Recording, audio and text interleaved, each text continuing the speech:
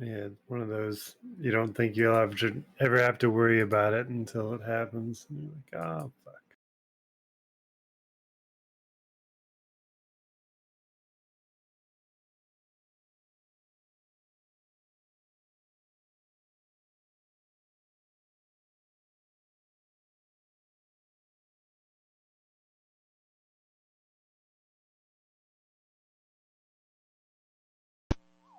The zombies are coming.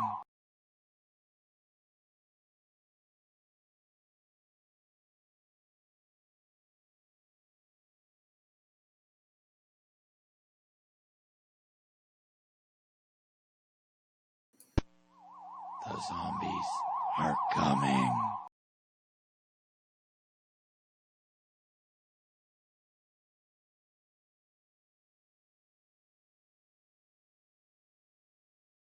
Hmm.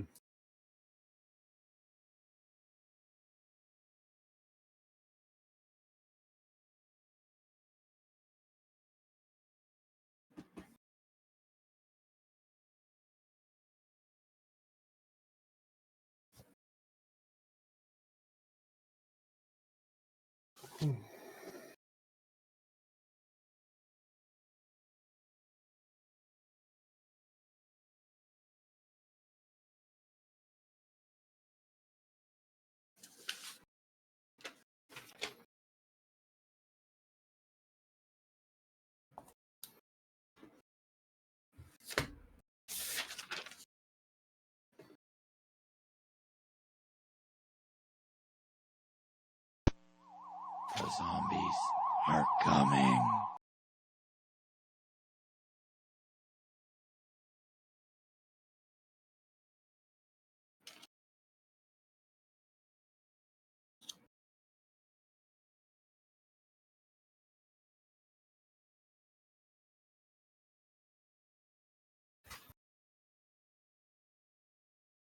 What's up, everybody? It's the zombie, and all of us here. We're ready for some D&D after a small break as summer does its thing.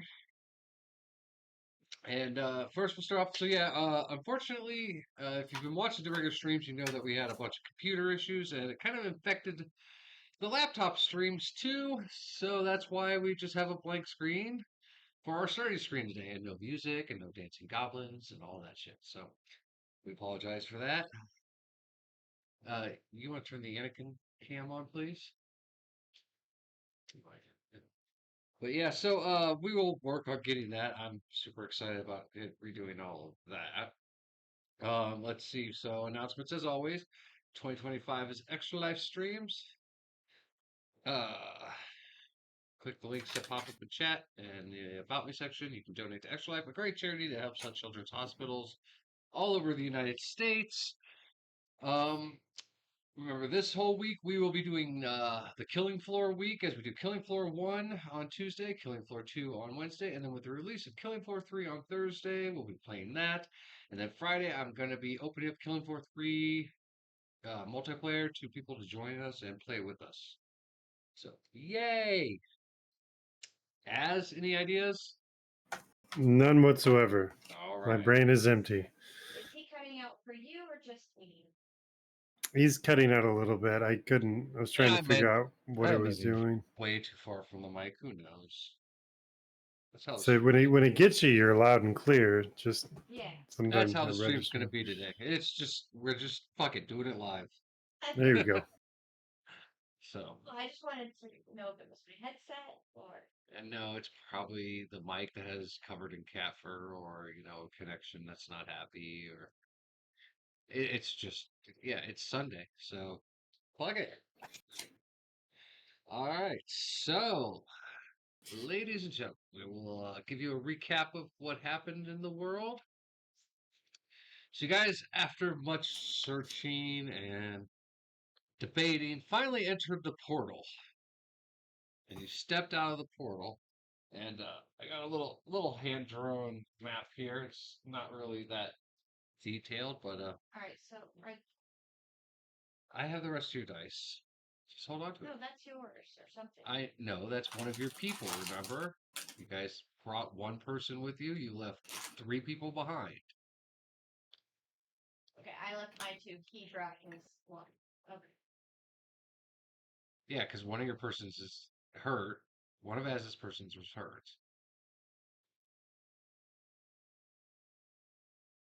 I left I left BA Quinn. behind. As I say, I left Quinn to take care of Leonard. Because he wasn't going to make it. Doing all of this. Yeah. And then he I left know. one with them. Yeah. Yes. So I got Hannibal with me, I think. Yeah, so there should be one blue die. Yep. Okay. What we had set up. So.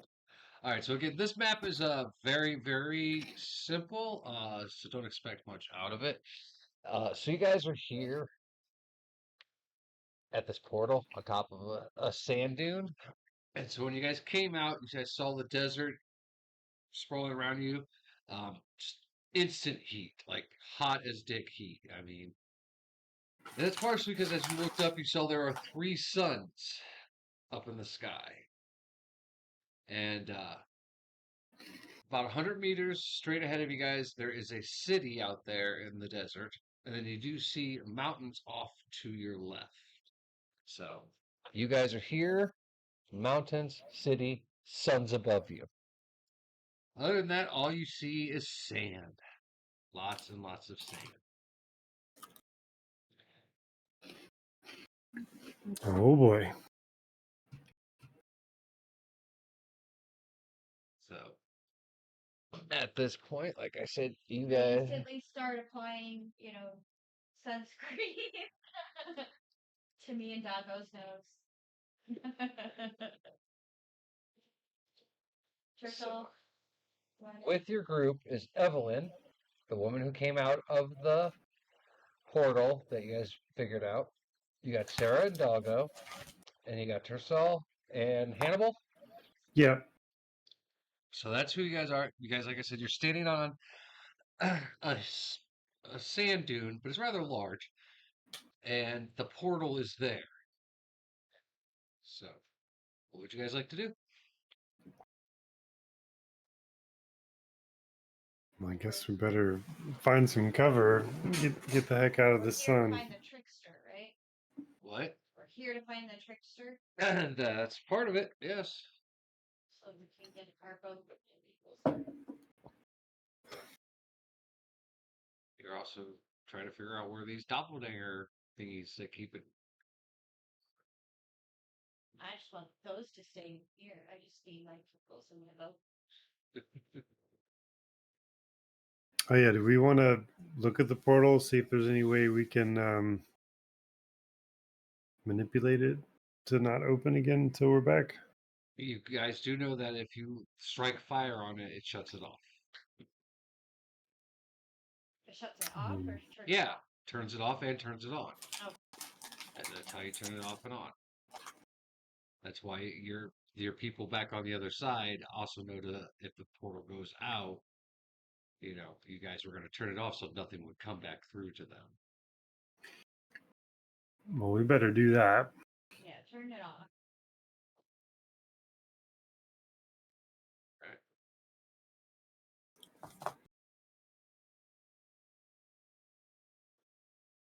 I asked Evelyn if we were more likely to find this trickster in the city. She looks at you and goes, the trickster could be anywhere. But my main concern is that. And at this point, I'd like you all to roll a perception check as you eyes follow where her fingers are pointing.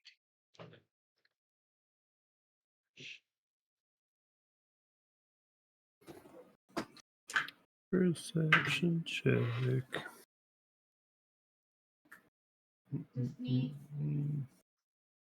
12. Does Doggo need to as well? What? Just me, or does Doggo need to as well? You can have Doggo, but he's really not going to matter at this moment. I mean, Doggo will look and see it, but 16. all right. So yeah, you all look out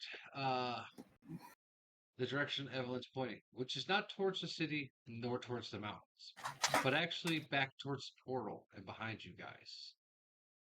And what looks like the world is moving towards you. It's fast, it's black, and even in this heat, you feel a wind coming with it. With your perception, you have heard of these, Sarah.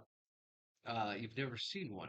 It is a sandstorm, and it's coming up quick behind you guys. Tercel, you also have heard rumors of them, but never have served in a desert battle, so you've never actually been around one to know how dangerous they are. But you watch as this wall is just moving towards you guys. Right now, I'd say it's probably about 30 minutes away. And the mountains and everything are quite far. You're about 100 meters from the city. The mountains are way off to the distance on your left side. You see mountains, but they're not close enough for you to even tell how close they are. They are that far away. It's pretty much just flat desert to the city. So Well, I have a large cloak. It's too big for me. I usually use to join it. I mean, we can try and take some shelter under it. how fast can we 100 move meters 100 dash. meters? I mean, that's not. You They're gonna guys could take 30 try. minutes. You guys could, yeah. If it takes you guys more than a half hour to run it, then you guys are as out of shape as I am in the real world. I mean, We're in shape, so. I mean, yeah. and this is Tercel talking now, but feels like maybe we're getting hurted, but you know, um, maybe we just go with the flow and then deal with it when we get there. I mean, this guy is a trickster. This sounds right up his alley. If he's strong enough to make boats disappear, he can probably generate a fucking sandstorm too. Well, Evelyn, what do you think? Should we run to the city or I jump try on to Ethan's bunker? back and say, let's go. As you ask that, she already is turned and is starting to run. All right, that answers that question. So Tercel kind of straps his shield on his back and try to keep himself from clanging into nothingness. You can be as loud as you want. Ching, ching, ching, ching, ching, ching.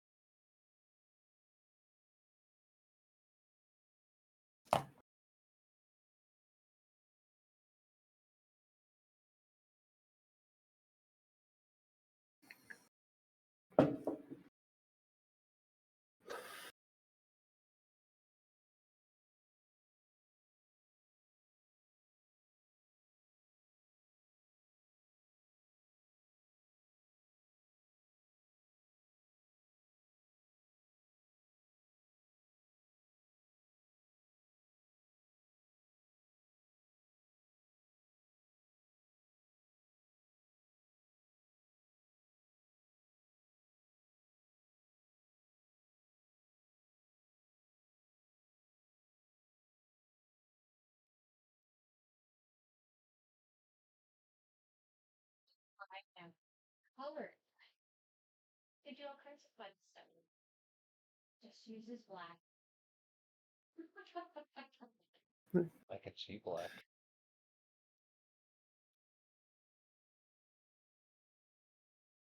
Okay, so that's obviously the city ahead of you guys, but you're not there yet. It's just so I don't have to get up and draw it again.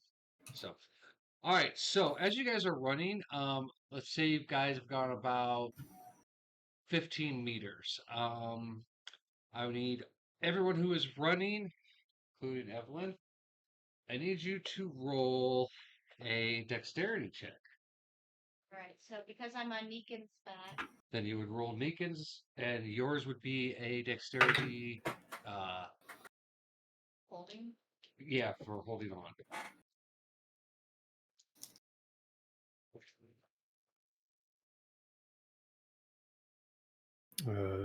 Just got a 17. I guess I should roll for Hannibal too.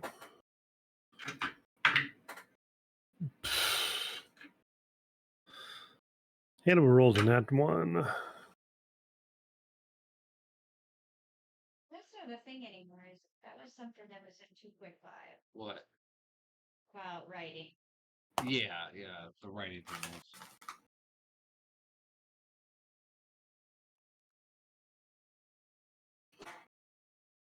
Dexterity for Meekin is 14. Alright. Minus dexterity as well. Yep.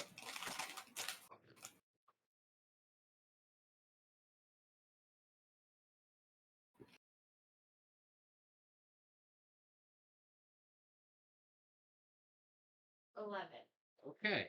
What did you get, Tercel?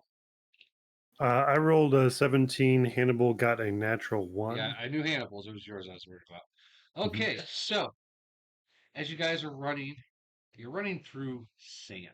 Okay. So if you've ever ran at a beach, you know what I'm going to tell what I'm talking about here. It is not an easy run. Even if you're an experienced runner, sand sucks. Tercel with his long legs makes it look rather easy. He stumbles occasionally, but not enough to bring him down, even with his armor and everything. Military training kicks in, he's running. Surprisingly, keeping right up next to him is Evelyn. And she's just like gliding over it. Like she doesn't stumble. She makes this look like nothing. Hannibal falls and twists his ankle. Oh no. As he falls, Doggo running next to him falls over Hannibal, falling down, rolling, knocking you into the ground. You hit your head, and you take 2 damage from the impact of hard sand and the dog landing on top of you. And at this point, Tercel and Evelyn, I want you both to roll a perception check.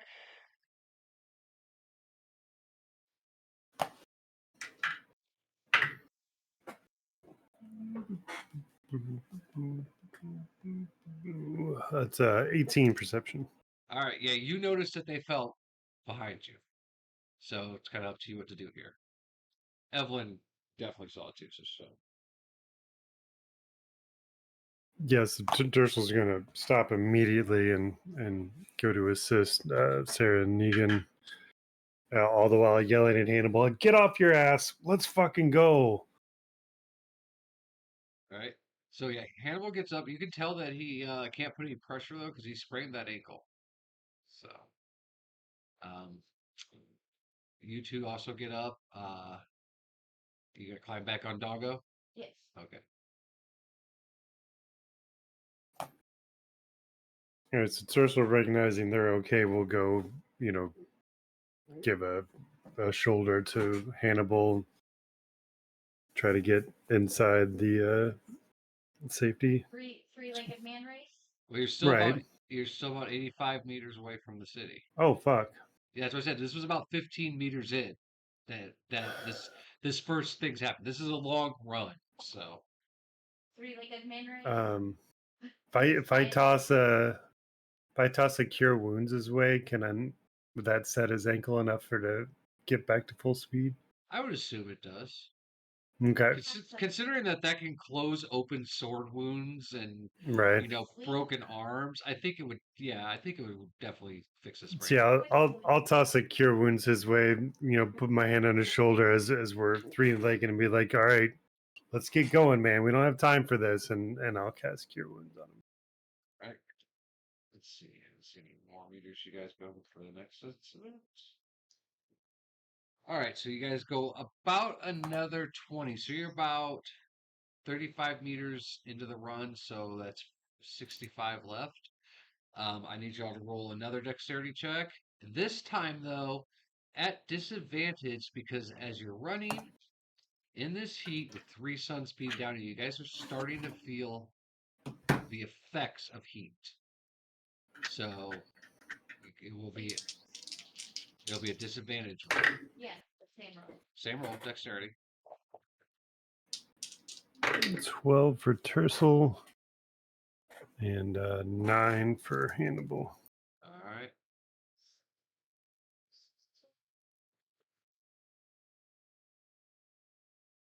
16 is the disadvantage for me. 6 is the disadvantage for Meekin. And so sorry. So 19 for mine. 8 for Meekin. All right. So yeah. And I rolled a nat 20, god damn it. Nice. Well, none of you fall this time, but you do notice that you guys, even though you're running, you're really starting to get tired. So you're starting to move slower. The storm is still coming up behind you, staying about the same speed. The only one of you who doesn't seem tired is Evelyn. So, She's all done in bag chips. all right. So you guys run. Let's see which part of you guys run. All right. So you making it. You guys are getting slower and slower, but you guys now are about 85 meters in. You can really see this village. Isn't so much of a village, but it is a bunch of sandstone built houses. And they're very simple, very square houses. They're built to withstand sandstorms and the harsh environment.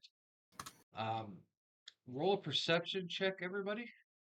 This is how far in? You guys are about 15 meters away at this point. So 85 13 meters. perception. All right.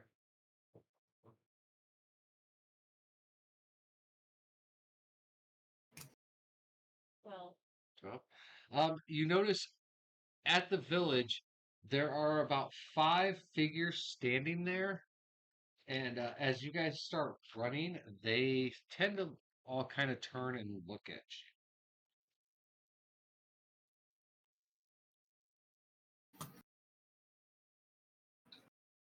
How are we doing on the storm? Is it how far away is it now? you. It's a little bit closer to you guys, but still far enough back that it's not on your ass. So you are feeling the heat and wind from it starting. You will understand this with a real life reference. Someone just opened up the shop door and it's 100 degrees outside. And that Right. wind that came through just hit you in the back. So you have that coming at you. All right, we got. I don't want to go full military. We got 5 targets at our noon o'clock or whatever. I don't know. From this distance, you really can't tell what they are. If they're friend, if they're foe. There's just 5 definitely bipedal things in front of you, between you and the city, about 15 meters away. Hey, Evelyn, heads up. And then I kind of think of positioning in terms of maybe finding cover if we need it, or I don't want to walk straight up into 5 guys that could potentially be Well, your dangerous. surroundings where you are is just desert. The only like places you could kind of hide would be in that village in front of you. Okay, so they're And standing in between they us and the clearly village. can And see you coming. all right, So, but yeah, as you say that to Evelyn, you do notice she reaches down and unhooks her whip and has it at the ready. and as I am writing on Meekin, I am ready. Right my bow. All right. then Tercel will get his shield off his back. It's at that moment as you all pull your weapons, you hear this like god awful, like think of fucking locusts and cicadas, that kind of screaming noise emit from the group in front of you, and they all start running at you at full speed. And as they start, I'm going to move you guys to this and just say that you guys are in this area, but you're not in the village yet. anyway, so they all start running at you, and you notice that their skin is dry and just Weather torn. You can see bits of the skeleton underneath it. Their mouths open and like sand drips out of it. What? I just grabbed a figure. That's okay. I didn't feel like digging through that more zombies. But yeah, so their clothes, like their robes, but they're tattered, and you can see as spots where like the environment has just ripped through it, and all the organs underneath are just dry. There's no wetness about these creatures. They are just dry husks. And yeah, when they open their mouth, they just let out this like mix of like a locust and cicada, like screaming, clicking noise at you. And like I said, they're all running unencumbered by the sand. Like they move across it like it's just pure pavement. So at this point, everyone roll initiative.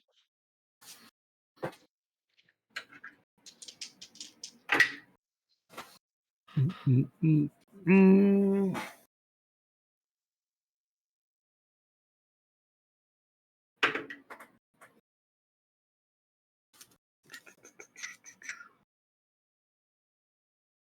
When Tersa got an 18, Hannibal got a 2.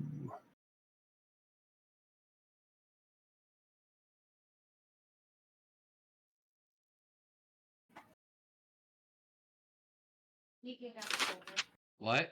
Mine's cocked. Nika got 4 and an 18. And then we're plus our initiative. Yeah. 21 and 6.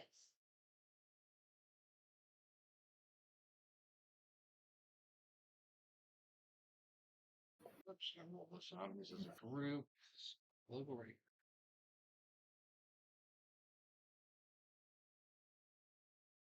All right. So yeah, as you guys, your weapon's ready, and you roll up, uh, run up towards these guys, and they're running at you.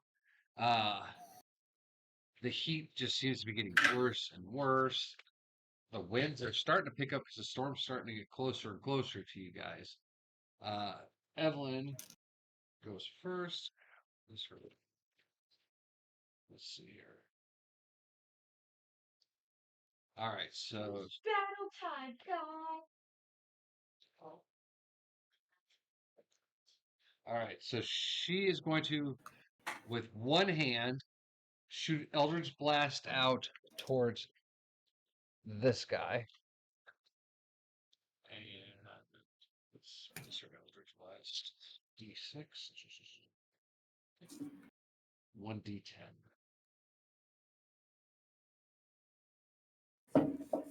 All right. So yeah, she hits the first one for 10. You watch this purple blast go shooting out of her hand.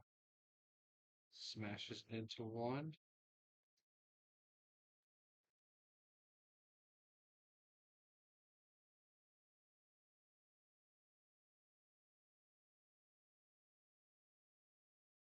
And then for attack, she gets to. All right. So for her attack, she goes to like snap her whip out at the same one, but it staggers back and just the whip just goes right past its shoulder and misses it. All right. So Sarah.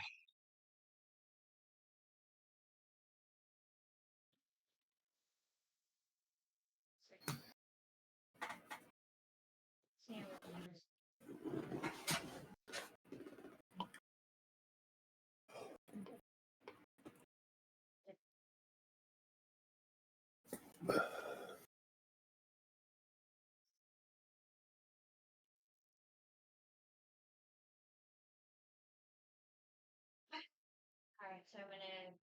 I already got my bow out, so I'm going to just regular arrow. All right. On. Yeah, you're on Deacon, so Um, we'll go for that one. All right. Or is that the one that she just went? That's the one she just hit with the Eldritch Blast.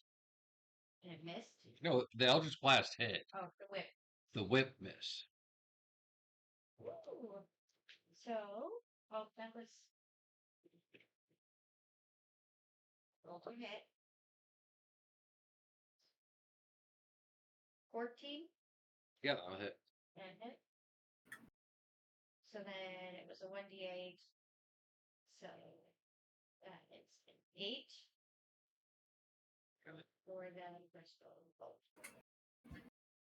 What? All right, I'll let you have it. I rolled it. You should Do have. you want me to do it No, again? you're good. You're good. I'll let you have it. So yeah, your bolt hits it. It goes right, and you see the dry flesh just crack around it as it hits into it, and it looks at you and it opens its mouth and releases another one of those chittering noises at you. Tercel. How rough's the? There were we kind of all isolating on one guy? So Or- far, those two have hit. The guy who was in the front foremost, but like I said, these things are moving at you, so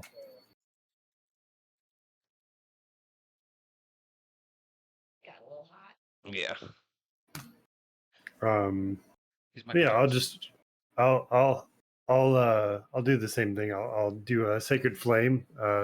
So Tersol's got a shield in one hand, mace in the other, and kind of commands a flame his way. So that guy's got to make a dexterity saving throw.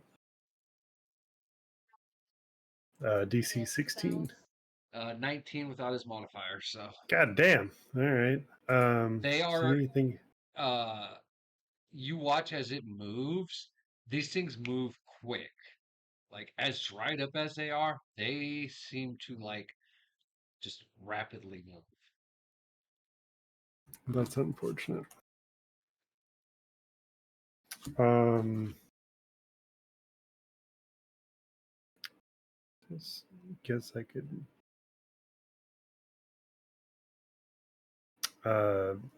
Bonus action. I'm gonna cast spiritual weapon. Just at second level. And I'll put it. I don't know, whatever is closest melee to us, I guess. Say it right here. And then I get melee attack out of the gate. Melee spell attack. So be +8.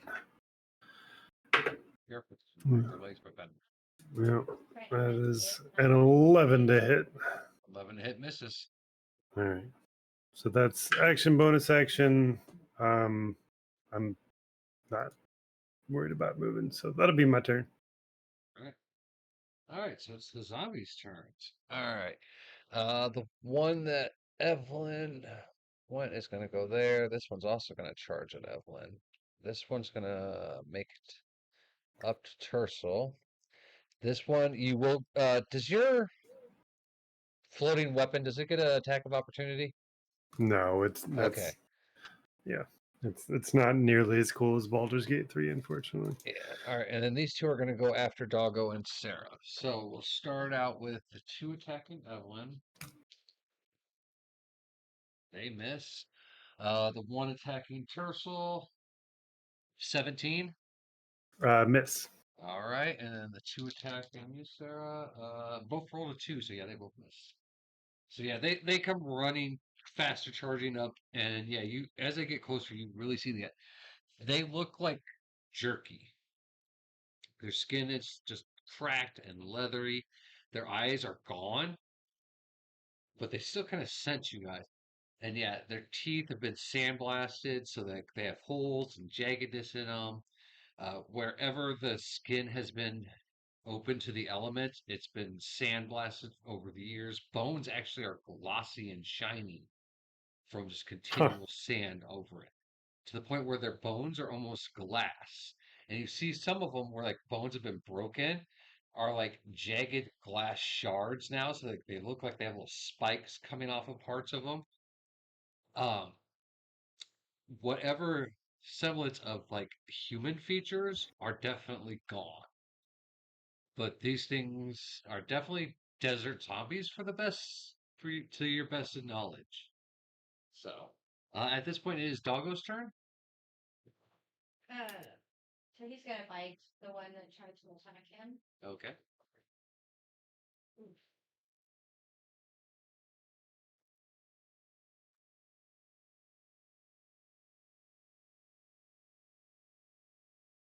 Strength, right? Yes. 8. Nope. Misses.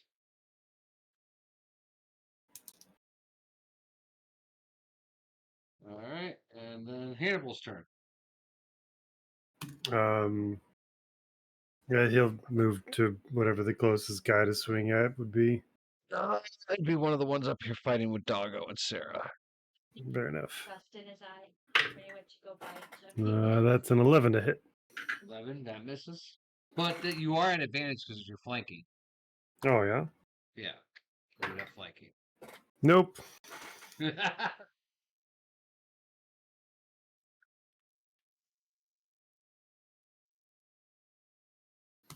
All right. 11 and then an 8.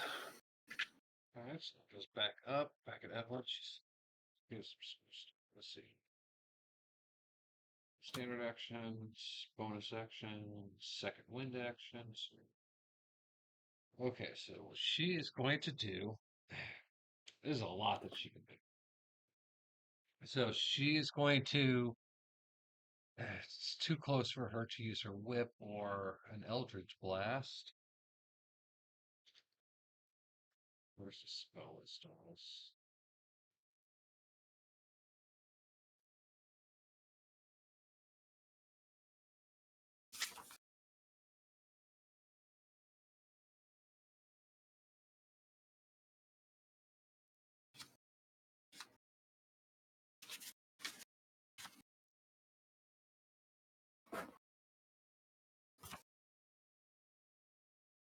Okay, so she is going to cast Bane. Spell. There it is. She's going to cast Bane on the one closest to her, the one that you guys have all hit. So that does.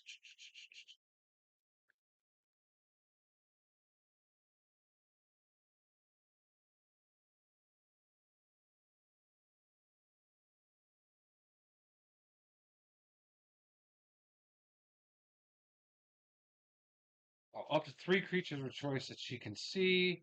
They have to take a charisma saving throw. Whenever a target fails this saving throw, an attack roll or a saving throw before the spell ends, the target must roll a d4 and subtract the number rolled from their attack or saving roll. So basically, she's going to hit the 2 in front of her and the 1 in front of Tercel. They've got to make a charisma saving throw, which should be fail, and fail. So yeah, they all fail. They don't have much for charisma because they are, undead. So, whenever they make an attack or a saving throw, they have to roll a d4 and subtract the number total from the attack or saving throw, and that lasts Nice. for It's like 1 negative minute. bless. Yeah, so they take d4 on that. So, should I write this down? All right, and then for her bonus action, she is going to stab at the one right in front of her with her sword. And she hits 2d6 plus, so 13, 15.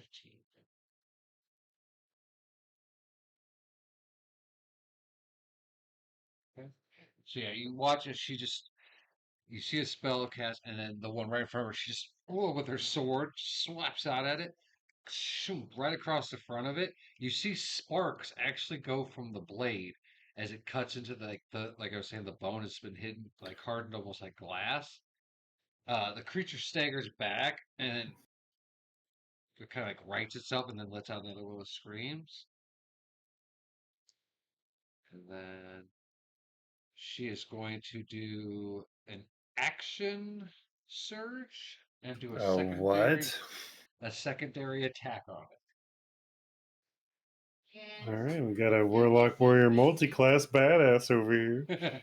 So she hits that one, and then That PC's a little beefy. There might be a reason for that. You guys might want to.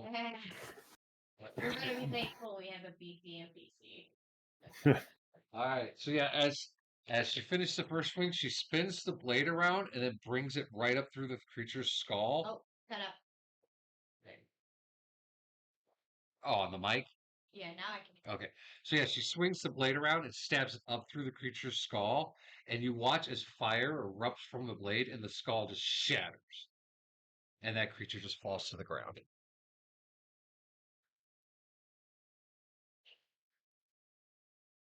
All right, and then it's Sarah's turn. Great. So, bonus action, I'm going to Misty Step to here. Okay. Great. Okay. No, be here. All right. Alright. So I have to make sure 15-foot cube around me. All right. I'm going to cast Thunder Wave All right. at level 4. Okay. So, I wanted to make sure I didn't hurt anybody. The wave of thunderous force sweeps out from me. Each creature in a 15-foot cube originating from me must make a Constitution saving throw. On a failed save, creature takes 2d8 thunder damage and is pushed 10 feet away from me. On a successful save, the creature takes half as much damage and isn't pushed. In addition, unsecured objects obviously will fly. And because I'm casting this at level 4, I will increase that to 2 more d8s. So 4 d8s. So 15-foot cube. It's 1, 2, 3. 1, 2, 3. 3. Okay, so anyone who is in this, so you would hit all the monsters. Except for what? Yeah, except for this one here. You'll hit Evelyn. Because she had to keep getting closer. She hasn't moved. Oh, because she was back here with everybody else. Let's see. You won't hit Tercel, you won't hit Doggo, you won't hit Hannibal, but you'll hit all the monsters. Except for Does your floating weapon take damage, Tercel? It doesn't have any HP, so I'm assuming not. Okay. It basically just counts as a bonus action attack I can do. All right. What do they have to roll for? Constitution. Constitution. All right. Gotta be itself save, right? Yeah, it's a spell save. So they gotta be at 15. All right. So This guy saved, did not save, did not save. So they will move. hold on. Hold on. Evelyn saved, and that was the only one I had. Okay. Alright, so these two will move 10 feet All right. away from me. They are pushed. Yeah, which means they usually go prone. I'm gonna have Hannibal roll a dexterity save because this one guy will be pushed right through him. 11 on a deck save. I'm gonna say that he gets knocked down, So he's prone, but he's not hurt. All right. What's the damage this time? Alright, so 8, 9, 10, 17, plus 5, 22. 22. Yes.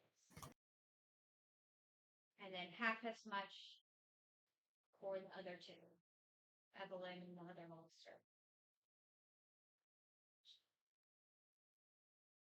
22. 38.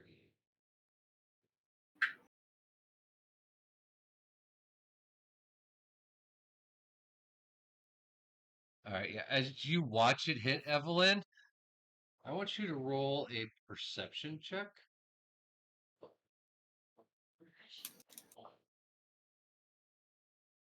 Perception, well, it's 19 plus 4. Okay, yeah, you just see it hit her.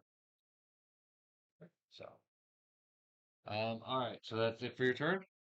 19 plus 4, and I just see it hit her. You don't You don't see what happens. So. No, it's a very high perceptionist. Anyways, and then with my movement, I am going to flank that monster with Tercel. All right. Well, then We it's got flanking. Tercel, it's your turn. s- um, am I in combat with the? Yeah, the one that's right in front of you. Okay. But you do have advantage because it is flanked by Sarah and by Evelyn. So, I mean, All right. so you will roll at an advantage on it. Well, we're gonna swing that mace with advantage. 13 plus 5 for 18. 18. Yep, that hits. Okay. And Just I'm going to barely. use my divine strike as well. So I All get right. great. It's like a d8 of radiant. And the mace is d6. D6, d8.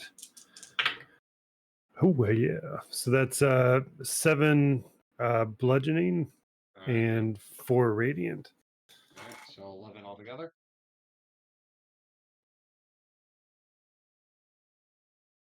All right. That's And in 13. my bonus action, Oh, I'll yeah. use my spiritual weapon to do another You're attack gonna with it as well. you'll have to have it move because there's nothing around it. So Yeah, just the same guy we're all attacking. Yeah. all right.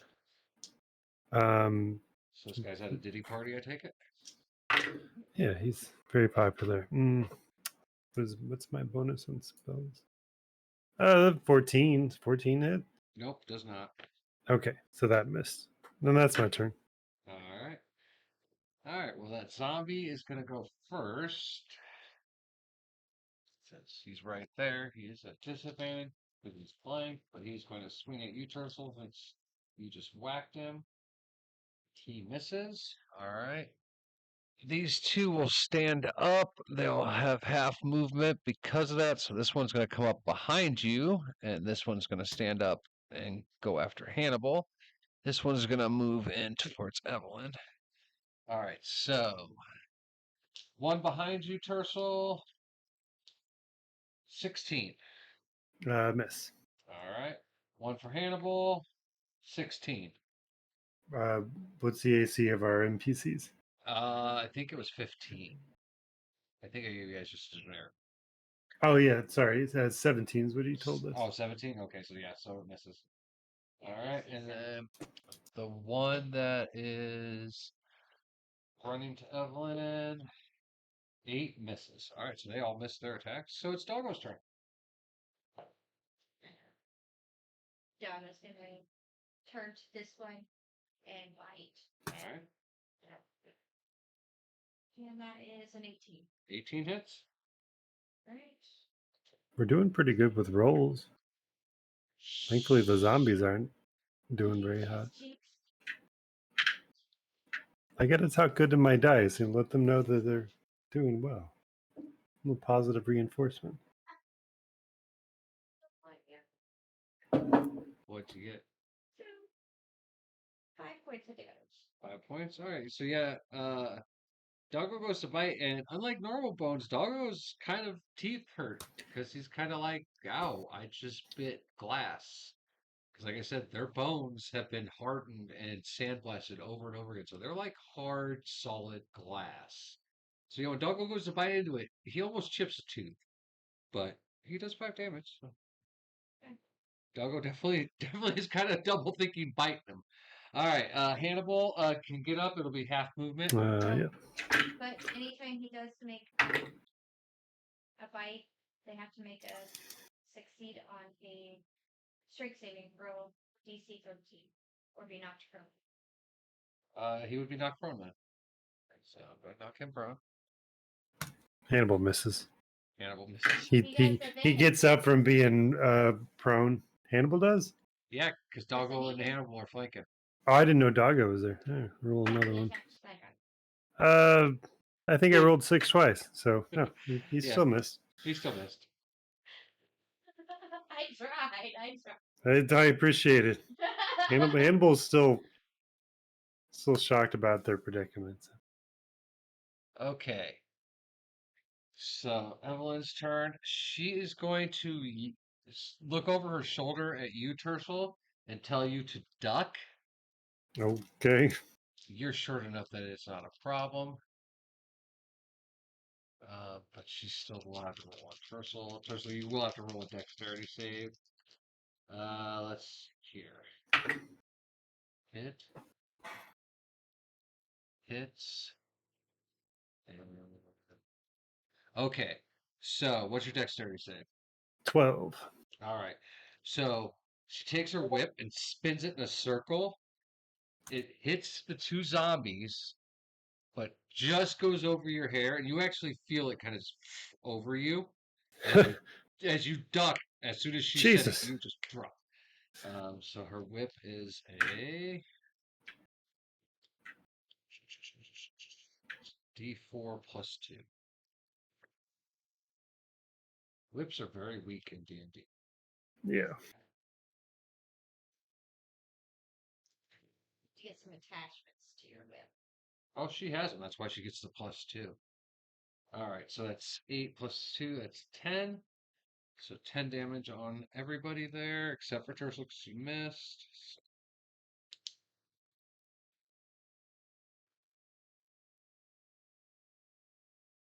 Okay, and then as soon as she finishes that, she will use her bonus attack to stab the one that is off to this side of her.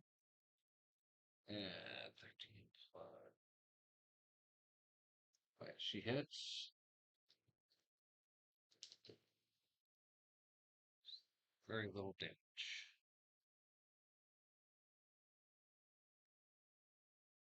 All right. Then it's Doggo's turn. After her, it's Oh, yeah, it's Seraphim. Sorry. I was writing down scores on zombies, so that's where my brain said we were at the console. all right. I'm going to use my sickle on the one.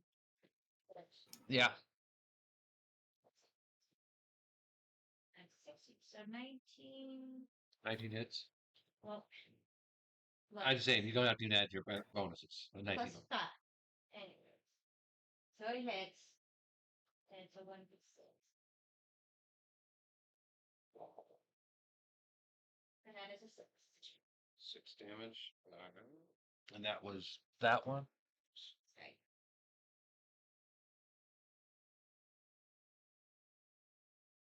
All right. And then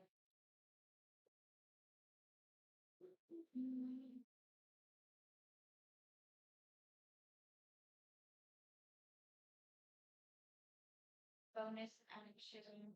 I will miss still here. Okay.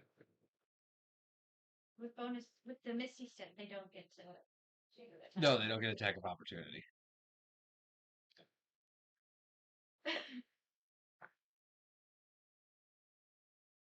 That's okay. All right. So I'm now flanking this one. Now, before Tercel's turn starts, I'm going to let you guys know, because I only have one of these out, it's the 1 minute timer. You will get 3 full turns of this before the sandstorm hits. Starting now. So once that goes, I'll flip it, and then I'll flip it again. Once that it's done 3 times. Let's go. So, okay, well, here, let me reset it. Well, I want to make sure you understand it and there's no disagreement on it. So, but Tercel, it'll be your turn. You can go ahead and start. I'll timer right. started. So the weakest of the two zombies near me, I'm gonna swing at It'd be with the my one right in mice. front of you. Okay, and I still have advantage. Yep. 14 plus 5 for 19. 19 hits. And then I'm gonna divine strike again. So that's 4 bludgeoning and 2 radiant. So 6. Okay. And then bonus action using my spiritual weapon on the same zombie. Fucking hell. That misses. And that'll be my turn. All right. Zombies' turns. Let's see. That one's going to attack Evelyn. No, it's not. The one in front of you that you just attacked, Tercel's going to attack you. No, he's not. The one behind you is going to attack. He's at disadvantage. He will not. And the one on the ground gets up, and he's going to attack Doggo. 22 to hit on Doggo. Yes. Okay, it's going to do a scratch on Doggo, which is 9, 11 damage. It's the first zombie to actually do damage to you guys. Right. All right, that's the first timer. All right, so then it's Doggo's turn.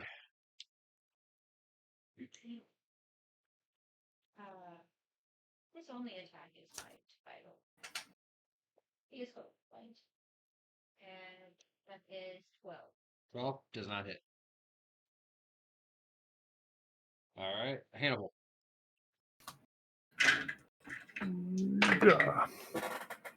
Uh, 14 for Hannibal. Misses. All right. Dang it. All right, Evelyn's turn. So her first move, she's going to Misty Step over to here. And she is going to fire her bow at this one. She misses, and then with her bonus action, she'll fire her bow at the other one. And she misses on that one. The wind is starting to pick up, and arrows are not great.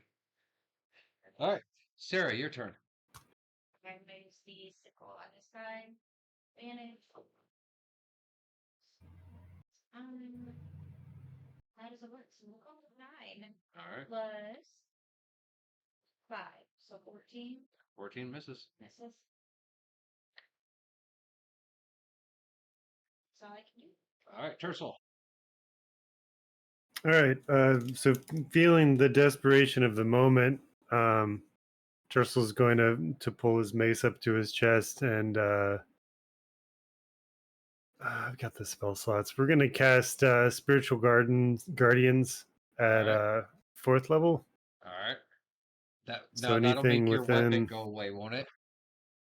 Is Uh, that one in concentration? Yeah. I thought this... is it concentration? Here, I'll look. No, I'll look. weapon's just 1 minute duration, not Oh, so it concentration. should already be gone then. 10 rounds. In 1 minute? It's been... Okay. I All just right. didn't have Anyway, 10 rounds. he hasn't done anything in the time I've had him out anyway, so it's kind of a waste. So 15 feet around me, gonna take anything I want. Take He's dead. I wouldn't. So that one, Yeah. that one. You, 48. So. Doggo. So it'll be But Doggo, you get to Sarah, choose. and zombies. Yeah, I'll just pick the zombies to take damage. So. He must have two choices.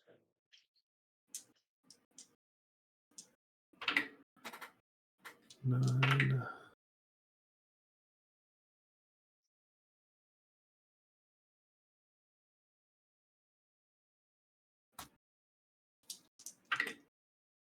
Yeah, I'll figure out if I can have another attack for me yet. Figure something out. Like pounce. Or drown with drool.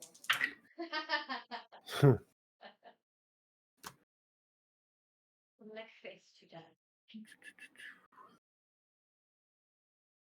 Carefully gnaw.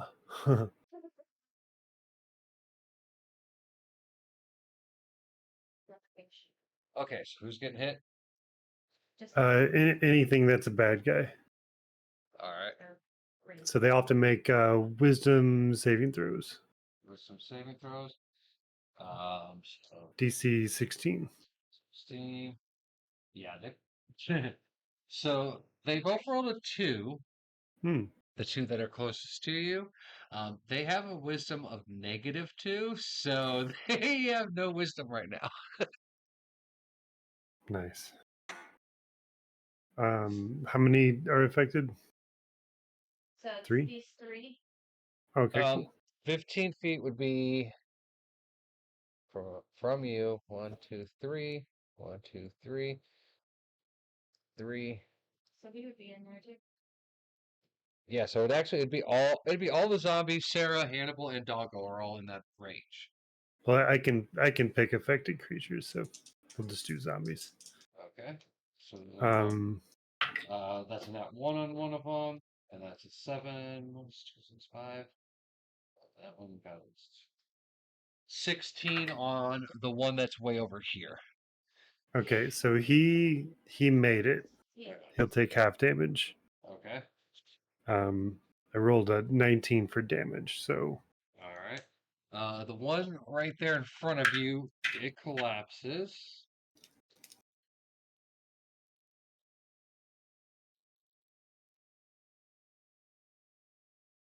The other ones are still up, but they're definitely looking haggard. Is that it for your turn? yeah, I don't have any cantrip bonus action spells.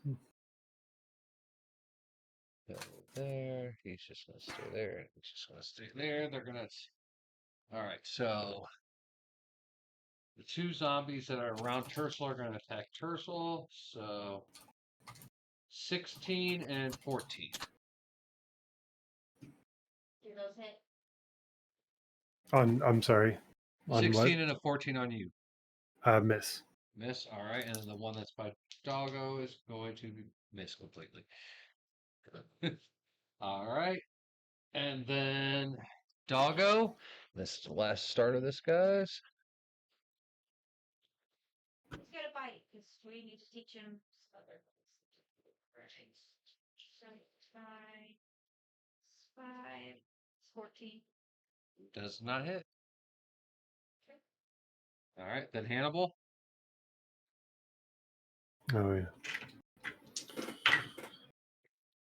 Oh, look at there! He didn't do anything again. Fucking dual You- threes. You cursed it. You cursed it. Over here, they're just, it's Yeah. it's the comedy of fools. All right. Should have left him in the sand. Evelyn, Misty steps over, grabs Tercel, and Misty steps out and brings Tercel over by a door.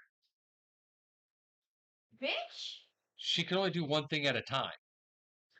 So, but Tercel, you're now right by the front door. She took him away. Then, with her second action, she is going to Eldritch Blast this one. And she's going to dual beam it. So, both hit. All right. So, yeah. So, you're standing there. And you see Tercel just go bloop, bloop, and disappear. And all of a sudden, you just see two purple beams that are intercrossing, twisting around each other. Strike this guy, lift him up 20 feet, and just obliterate him. And that's her move. And at this point, the storm is there, guys. So your visibility is now 0. And at the start of every, at the, can you say? Visibility is 0. Yeah, your Didn't hear that. visibility is 0. And then at the start of the round, if you are outside on your turn, Cut now. okay, this mic's just stupid. We need a new mic. Among everything. I know. But all right. So if you are outside at the start of your turn, you take D4 damage. If you are outside for 3 rounds, it becomes D8 damage because the storm will get more intense. So, right now, Tercel, you are next to Evelyn by an open door that into a building. And it's not actually that building because you guys are actually over here, like just right at the outskirts of this city. So, but it is Sarah's turn. Got rid of my advantage. Oi.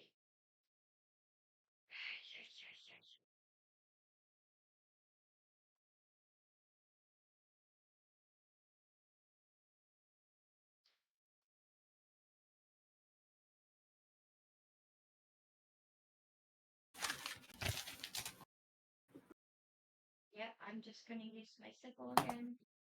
Guy in front of me. All right. I am looking for once. And that's a 19. That hits.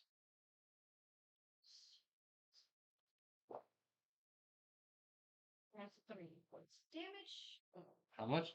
3. All right. He's still alive, but definitely starting to not be. All right. Then Tercel. Right.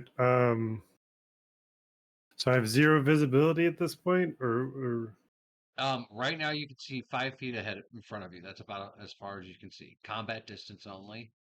And like I said, you got pulled away from the battle closer to the buildings. Evelyn's trying to get you guys into a building. I don't know what to do. I can't cast any spells. I feel like running away from the door would be pretty dumb. Is there anything near me to attack or anything? Or No, no. You and Evelyn are both far. I mean, if you have a ranged weapon, Yeah, you can't see them. but I can't see it, right? yeah, that's So just it. You can't see, so yeah, you're kind of out of it for a minute, basically. um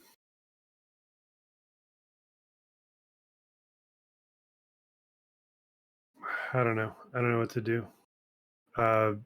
If there's something I can cast light on to maybe like kind of lead a path to the door. I'd say you'd be able to cast light like on the like right above the doorway, and it might be bright enough. Would Sarah, Hannibal, and Doggo would have to roll a perception check to make sure they can see it, but they'd be at disadvantage. So I'll try that okay, at a loss. I'll do that, and I'll probably start shouting just to get some kind of focal point for people to, like, I don't know, head towards or something. that's a good plan. All right. Um, I will say, let's see, the zombies would also be able to hear you. They are at complete blinding though, because their vision was already gone pretty much. Um, yeah, 2 of them are able to hear the noise you're making, and it is enough to kind of turn them towards that direction. They don't start to move, but they start to face where you are. Um, that's all they're gonna do because yeah, they're also getting the sandstorm. So, Doggo's turn.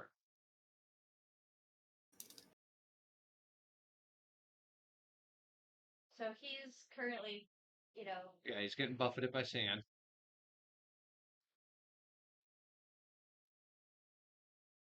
he's going to find me. Okay. Yeah, he'd have enough movement, even in the sand, to make it to you. So if Yeah, it would get an attack of opportunity on you, Doggo. 17 meets, meets. All right. they're not at disadvantage. That was disadvantage. So 6 damage as it scratches Doggo as it runs by. And then it'd be Hannibal's turn. I think Hannibal's gonna try to shove and bolt. All right. So I make a shove attack, which I think is strength. It's strength versus strength. Okay. All right. So the zombie got 10. First time all day, Hannibal's rolled over 10. He rolled an 18. All right. So yeah, this zombie is prone, and Hannibal would be free to go 30 feet. Where's he going? Well, he would Would be he? roll a perception check for him. Okay, I was Since he gonna doesn't ask. have an add-on, he has to beat a 12. Okay. He rolled a 5. Okay. He hears some noise. We'll say he kind of has the idea where he's going. So we'll just say he kind of heads this direction, but it's staggering, so I wouldn't say he makes it all the way. He's kind of Okay. like he hears it, but there's also the screams of battle and everything else and the wind, so his brain's not fully comprehending. Yeah, we're not sure. Hannibal's got a brain anyway, so it's okay. All right, well, it's Evelyn's turn. She's going to Misty step out and then bring Hannibal to the door. And that's all she's going to do because even with her eyesight, she can't see. So that makes it Sarah's turn. Well, you have a mobile command center, plus you can misty step. So you can't misty step your dog, though, because the dog's bigger than her, technically. Right, and I'm out of Misty Step, and I'm not going to leave Dog. Yeah. It's a cantrip for Evelyn, so. I have Tree Stride as a cantrip. Yeah. There's no trees. Not in the well, there's some Joshua trees probably, but not around you. So I'm gonna grab a hold of Negan when I feel him brush up against me. And then we're gonna try and get away from that last guy. Before that happens, and I'm just gonna put Negan on your turn for this. Well, I guess I can attack the guy first. You take 4 damage, he takes 3 damage from the sandstorm. Oh. I take how much? You take 4, Negan takes 3. I'm just putting it at the start of his turn with yours for the sandstorm, so I don't have to keep re-rolling it. So first I'm gonna attack that guy. Okay. And then I'm gonna get on, hold on to Negan. Do I see the light? Roll a perception check. 16 plus 4, so 20. Yeah, you too. You can see a glowing light in the distance, and you hear Tristle's voice. All right, so I'm gonna roll for this pattern. 17 plus 5. That hits.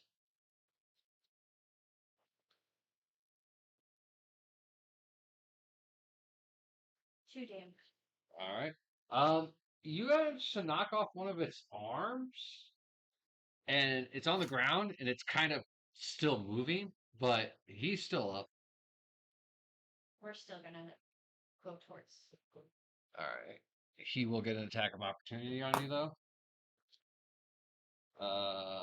17. Yes, he moves. Now, are you being dragged by Doggo? I'm holding on to his. Well, I'm just trying to decide who. Since you're both moving, he would get an attack on both of you, or I could just say he does a swipe and one of you takes damage. But see, Negan would have been over here, not next to the monsters. He would. Yeah, but for you to be close enough to be holding on a Negan, it would be one entity. So I'm gonna say he just swipes at you though, instead of both of you. He does 10 damage though when he hits you. And his range of motion, he would make it to the rest of the room. All right. So I think he's going. Okay, so yeah, you guys are all outside the door. You guys are gonna go in the house. Well, obviously we take shelter. I'm not gonna pick obviously with you guys. You guys have blown up fire barrels before, okay? I need shelter. All right. So we'll move the camera here. This guy's up. This guy's up. These ones are all dead, so we can move them out of the way. All right, so you guys are in this building here on the very edge of the city. You all get in, and you slam. It's a makeshift door. It's not the greatest, and sand is actually coming through the door, but it's small enough gaps that it slows it down so you're not getting stung. Um, Evelyn slides a dresser that's sitting there next to it in front of the door because there's no lock on this door, no barricades. The room is dark. Um, the little bit of light from Tercel lighting up the outside wall, though, is creeping around the door frame, and there's just enough that you guys can kind of see that the room is bare. There's nothing in here but furniture. But you can't really make out much because it's so dark. And that's where we're going to take a break. So, All right. as I said, unfortunately, we lost all of our break screens and all that. We do have just the template, so it will let you know we're on break, but we won't actually be able to have the extra live stream or dancing cool things. So we'll just put you on this screen and we'll be back in a few minutes. All right.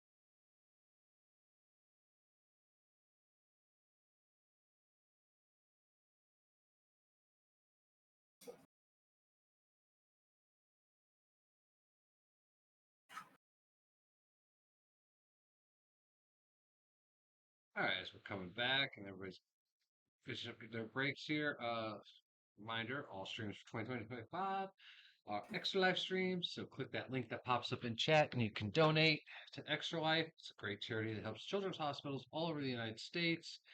And with the way things are going politically right now, definitely probably going to need that extra help for a lot of these young children. So make sure you donate, okay? I did say we will be later this year doing our normal Extra Life stream. And the first goal is if we hit $500 up to and including that stream, we hit the $500 mark, I will shave off my beard. Okay? If we hit the elite mark, I will also shave my head. So, will this be the year that you guys actually successfully do it? That's up to you. While we go into this room, I'm going How to about you wait until we're going backwards? yeah. No, just wait. And then, like I said, all this week we will be doing Killing Floor streams, so make sure you tune in for that. I actually made a stream schedule. It is posted. I suck at keeping those because, I may start at 10, I may start at noon. It kind of depends on A, how I'm feeling, B, whether I get up in time, and C, whether or not Shebe gets the hell out of my office. So, here's your complimentary kitty moment. This is the Gwen. Yay! All right. So when we step Okay, into the so room, let's get back to the game. I'm Now, going to drink one of my lower healing, and I'm going to feed the higher one to Meekin. all right. So mine is a 2d4 plus 2. So 7 plus 2, so that's 8. 7 plus 2 is 9. Sorry, 9. And then for Meekin, Accountant. stop. He's got an 8 plus 8.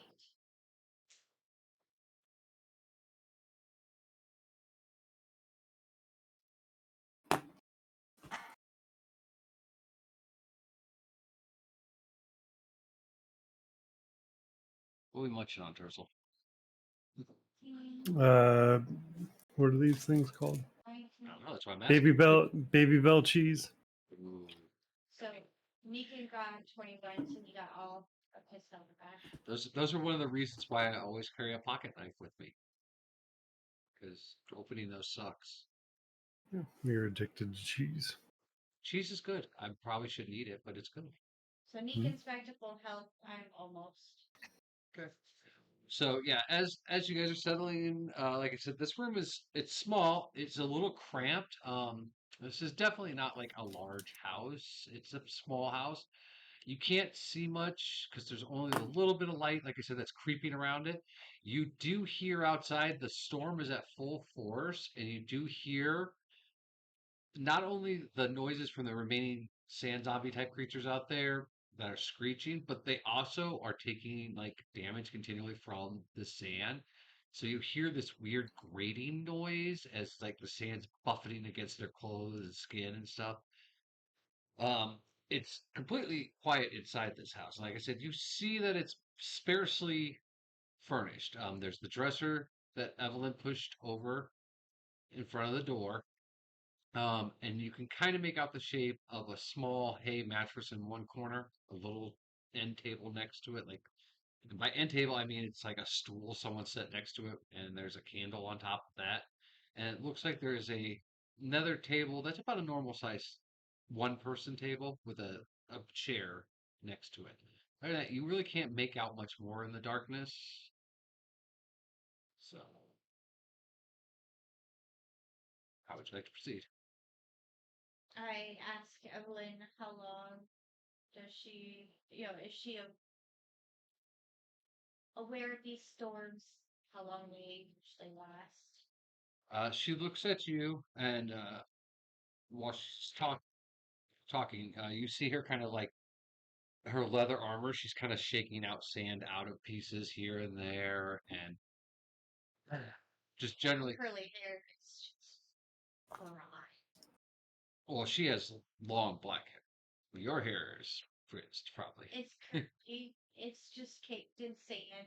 Well, and There's plus nothing. it's a dry heat, so there's no humidity, so you didn't get a fro out of it. But No. you definitely got. Wind blowing, Anyways, so lots of sand. She does. She's cleaning up her stuff while just casually talking to you, like it's just another day for her. She's like, yeah, these storms happen a lot. Sometimes they last 10 minutes. Sometimes they last 10 hours. She's like, we can go back out, but as you see, that they are not easy to navigate. We won't be able to see much, especially because none of you have any protective gear for sandstorms. And as she says that, she does pull out what looks like a handkerchief, and she ties it around her face, but then pulls it back down, so it's like around her neck. So,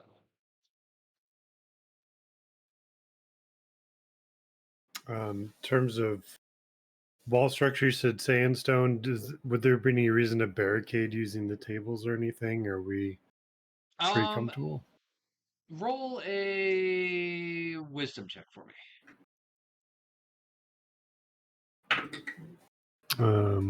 What did you say? Survival? Would you say? Wisdom. Wisdom? 19. Okay. Yeah, you've never been in a building like this, but as you went through the doorway, you noticed that the walls are about 3 foot thick of the sandstone-like material. These buildings are built to withstand sandstorms. Um, so they actually are very hardened by all the constant buffering of the sand. So the outer wall is almost like cement. Those zombies, you feel probably if enough of them were out there and they were very determined, might be able to break a wall down. But you only know that there's only a few left. You don't think they're going to break it down. Your door is your more worried spot, but as I said, the door opened inward, so it's shut, and there is a dresser pushed up against it. So you would clearly know if they were coming that way. So And you understand just for enough of the clarity, situation. I'll move my light inside. I don't know if I said that before, but No, yeah, if my light was outside, I would have pulled it okay. inside. So as you pull the light in, yeah, you it lights up the whole room. And yeah, in one corner there is a makeshift bed. And what it is basically just like some hay with some cloth laid on top of it, with some burlap sacks stuffed with more hay for a pillow. There's a little footstool that someone has made into a makeshift table, and there's a single candle on it. And this candle's been used. It's about halfway down. You see wax all over this nightstand. There's a single table for one person with one chair up on the other wall. On that table, there are a couple earthen clay plates and a couple cups and wooden utensils, all kind of stacked. You can tell they eat there, but they also once they're clean, they just kind of that's their storage for their kitchen dishes and stuff. You don't see a cooking fire, you don't see anything like that. So, like I'm gonna sneeze. Excuse me. Thank you. Uh, you don't see any sign of anyone being in here. Like right now, like there's no hidden hatch that you see. No one's waiting up above you in the rafters to jump down and eat your face. It's an empty room. It like I said, it is pretty cramped right now with all of you in there, especially with Doggo being so big. Uh, you guys can move around, but you're not gonna like be having a dance party or anything. And if anything was to break in, combat would be at a very tight quarters. So, I'm gonna Tursel's ask gonna around, go ahead. see how everybody's doing. In response, Tursel's gonna pull out his flask, take a good swig, be like, "All right, I'll hand it to you, Evie. You can handle yourself," and offers the flask to her if she wanted to partake. let's see how she handles that. She actually pushes it back. Hi, Dee, welcome in. She pushes it back, but not rudely, because at the same time, she pulls out a gold flask and offers it to you. I mean, I'm not going to turn down alcohol, so if she won't accept mine, I'll go ahead and return it and then take whatever she's offering. All right, Give it a little appraisal, and I need you to do a constitution check at disadvantage. this is And I'm going to going be to have to pull my exciting. nose after this. All right, that's a 12 and a natural 1. Okay, so it's a natural one, which is even better for this. This shit burns like never before. And this room spins and you fall down unconscious instantly. It Unconscious? Yes, it does knock Goddamn. you the fuck out. That's how strong it is. Um, as you fall to the ground unconscious, Evelyn's like with the speed. None of you have seen the speed like this before. She's just like grabs her flask back from you and tucks it back in her pocket, and you hit the ground and you're snoring. I have got to blow my nose. Well, I don't know this lady very well. I'm assuming she just killed my friend. Because I know Tercel, and there isn't an alcohol on this planet that's fucked him up that quickly. Right. Be like, what the fuck did you do? Right. That Why man's did never you had a bring drink of anything. just to kill him? Right.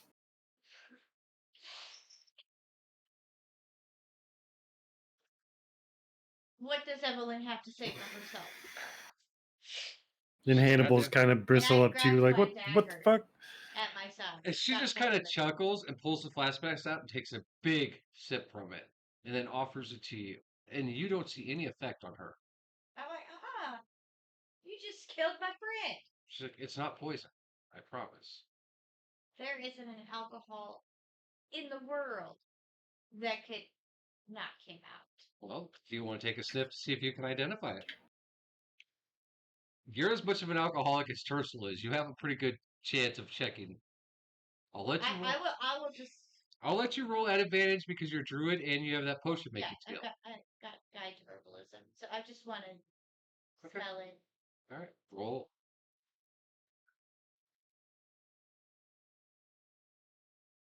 I said at advantage, so you can roll twice. Herbalism, and it's intelligence, nature. Yeah. 20. 20. Yeah, you put a little on your finger, but the scent hits you and the texture, you instantly know that what she is drinking is only drank by dragons generally. This alcohol is so strong that, yeah, it will knock anyone else the fuck out. It doesn't poison you. It is just the strongest alcohol ever. And it's generally only consumed by dragons, dragonborn.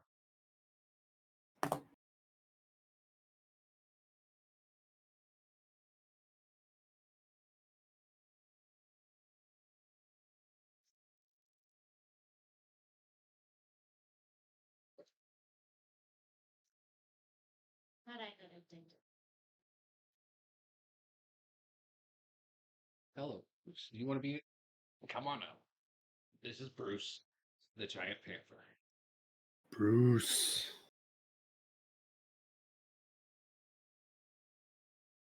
Now, don't let it fool you that he's a panther, because his dad was a ginger, so he shares that one brain cell with all the other ginger kitties. It's like, as long as you scratch my chin, I'll use my one brain cell for good. No, he'll bite you if you scratch his I chin. will ask Oh. her. You a dragon? Just generally asking? Yep. Let's see how she was.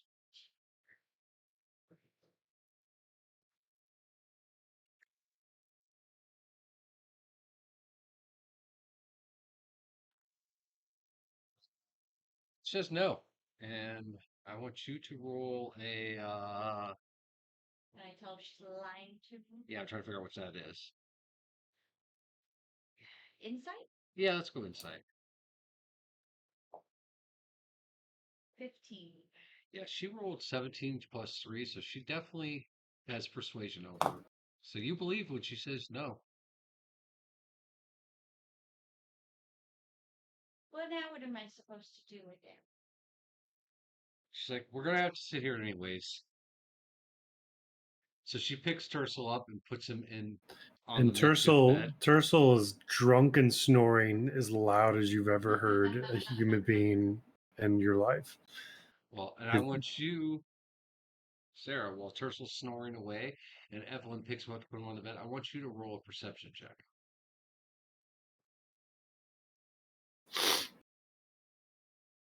8. Nothing out of the ordinary that you notice. So As I want you to roll a d6 real quick. because she rolled so high, will I not even be still questioning in the back No, of my mind? no, you 100% believe her. I mean, she just looks at you and says no, and you just 100% instantly believe her. What'd you get? Rolled a 2 on d6. All right, you're going to be out for about 20 minutes then.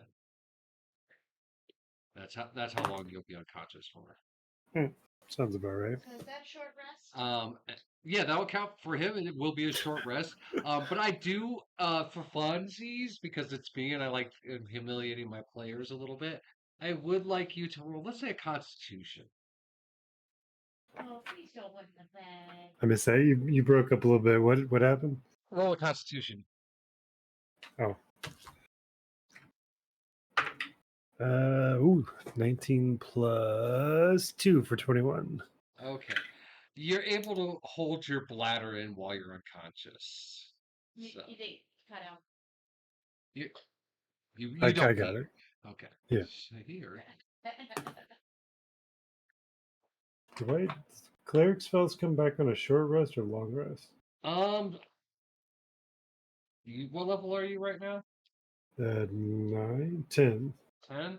Because I know certain ones, it's once you reach a level, you actually can get them back faster.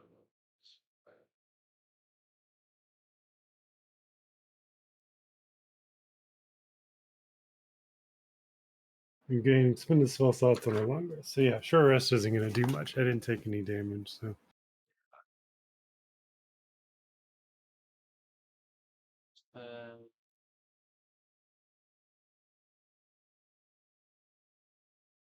Yeah, I don't see anything that says short rest even at level 10, so. Yeah, so no You spell just- slots. He's just snoring away. Alright, so yeah, you guys are in there. Anything you're gonna do for the next 20 minutes while Tercel is unconscious? Anything Hannibal wants to do, Doggo wants to do. Evelyn, like I said, she's going to keep cleaning her, getting all the sand out of the leather armor. She also oils her whip. You see her oiling the leather. I attempt to try and get stuff out of my hair and then give up. I will. Now, question on the scroll. If I finish reading it, will it only work for like the hour after that? Or is it after No. I use Okay, the so spell? the way a scroll works is once you study it, you know that spell. But once you cast that spell, it's wiped from your memory. Okay. So I will Doesn't continue. trigger until you cast it. So if you were to cast it, like the moment you finish learning it and you're like, blah, blah, blah, and it cast, you have 1 hour. Right. And then that spell's gone from your. I mean, you can't even. But read I can that. finish reading it without casting. Yeah. You're learning it, and it's stored in your memory for a one-time use. All right. That's how. So I'll start. Trying Okay. to finish up. Well, like I said, it's only about 20 minutes before Tercel's going to wake up. Right. So. But that's 20 minutes. I didn't have a. Okay. Was Hannibal going to do anything during that 20-minute period? He'll do military stuff. He'll clean his armor out, make sure he's ready for the next mission. All right. So yeah, after about 20 minutes, you're all doing that. Tercel, you do start to wake up. Roll a Constitution check for me. At disadvantage because you are fucked up. 10. All right, you wake up. You have the worst hangover you've ever had. The sound of the sand hitting the walls, the sound of people cleaning their leather, all of it's just so loud, and just the light that you had cast on the ceiling is just too bright. It is horrible. And that will last that'll last for about 30 minutes that you're going to be hungover. So you are going to have a -1 on all damages because you'll still be able to fight, but you're not going to be at full force fighting. So -1. Still Okay. break out. Tercel like kind of puts his shield over his head. Is just like, what the fuck was that? This is the Dragon worst. Dragon say- what? I say over my scroll. Dragon brew. Don't scream. You're. Oh my god. All right, roll a knowledge check at disadvantage because of your headache. Knowledge at disadvantage. There's a nat 20 defeated by an 11 for 15. 15. You have heard of that kind of alcohol that only dragons and dragonborn can drink. I mean, anyone can drink it, but like they drink it like it's water. It doesn't fuck them up the way it fucks humans up. So you know that, and you kind of inside you're a little proud that you've successfully finally had some because you've always wanted some. But So when he hears Dragonboard, he kind of peeks his head up from under his shield, points to Evie, be like, "We're gonna have that conversation later. I'll be right back," and then puts his shield back down and like hides from the sun. she just kind of chuckles at you. Let's see, does she have something that can help you out with that, Hank?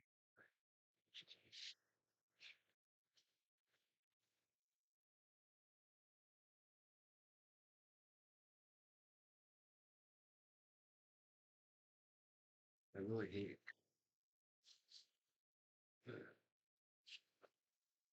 Suppose.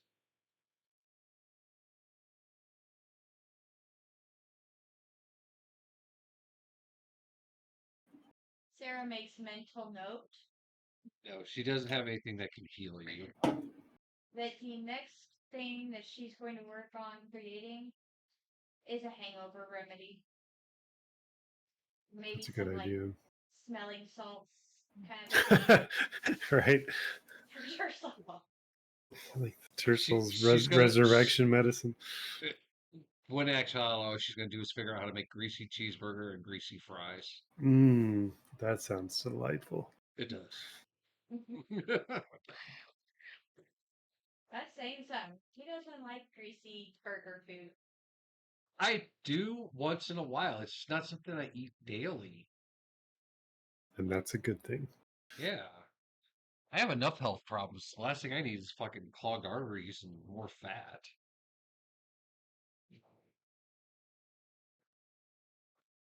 All right, so we'll say another half hour passes. Tercel, your hangover is gone. The storm is still going outside. Um, So that will make it like about an hour of reading on the scroll. yeah, we'll say you're close to an hour now. So, what would you guys like to do now? Tersel's going to slide out from under his shield.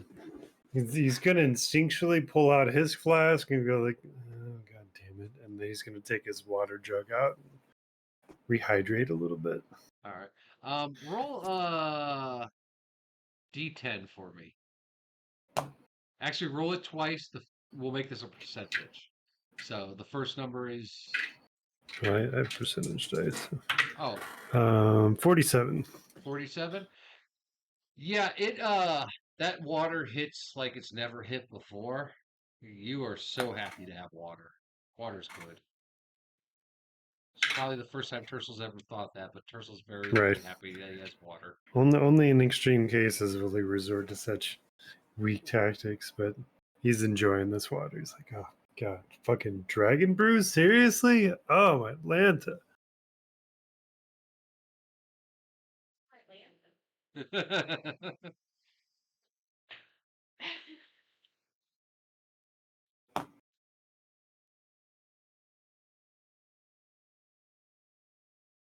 Just thought of the name of my new hangover cure, My Lanta. My Atlanta. Hmm. All right, so So the storm's over? no, the storm's still going on. Okay. So I'll just continue reading on the scroll. All right. Tercel, anything you're gonna do now that you're not hungover, you're hydrated? I don't know. There's not a whole lot to do here. I can't do my other favorite pastime, drinking, because I'm in recovery mode. So, And there's no red-headed bartenders around, so right. I think Terso might actually resort to prayer. He's going to close his eyes, sit in a decent sim and just kind of be happy that there isn't a constant drone that's trying to bore into his brain. Take a moment of just quiet reflection and All right. whatever. Anything Hannibal's doing? Anything Doggo's doing? No, he's Um, just curled up with me. Not Hannibal, Megan. He's curled up with me, and we're just nibbling on, little snacks out of my bag while I'm reading this girl. Now, would those little snacks be jerky at all? Yeah. So, I want you to roll a, we'll say Constitution on this for Doggo. Just doggo. He rolled a 1. Yeah. So when you give him the first bite, he's of course happy though. He kind of looks at it weird, and you kind of notice he's looking at it weird. When he takes a bite of it, he lets out a little, but keeps chewing it But I restored all his health. with a potion. He didn't prepare his tooth. He did chip a tooth. You find out. The healing potion would have fixed that. Of course they did. So, Doggo has a little toothache right now. So, you're lucky that's all you got because those creatures are actually really toxic. Hannibal's going to be posted by the door, leaning Hollywood style with his fat stogie. He's doing his quiet reflection thing, but it involves a large Cuban cigar or whatever the The D&D equivalent, equivalent. Yeah. we'll say it's a large Boulder's Gate cigar. There you go. I think they would probably sell those there. Yeah. They go stinky. All right. So I'd say after about another hour, you guys do hear the storm is dying down. It's still going on, but it would probably be safe enough for you guys to go outside. You don't hear the scraping and scratching anymore from the zombies, though. So How long did this go? I think it was 8 hours. You should have it done by now. I should have it. Yeah, because you did a bunch inside the mines. So that's what I'm saying. I'll say you've learned it by now. Please.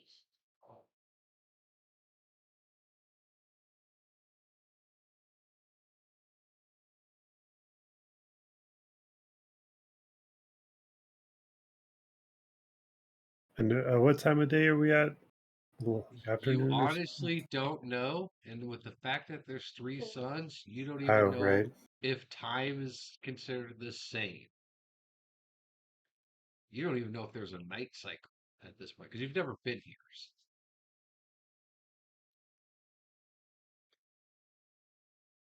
So this scroll. Write it down. It was a scroll of detect language or translate language, understand language type thing. I think it's understand language. Yeah, comprehend. Yeah, because I think that's the actual spell name is comprehend language. Now, what happens to the scroll on the page? It's blank now. It's just a blank piece of paper. All of the text that's written on it, which is basically the enchantment, is in your head. It like basically kind of into your brain, and as it does, the paper now you just have a blank roll of parchment. Now I have a blank scroll. Yeah. Now I will let you know that some scrolls, when you read them and master them, burn. Some scrolls will melt. This one here just gives you a piece of paper afterwards. I take my blank scroll, put it in my bag. Need some writing paper.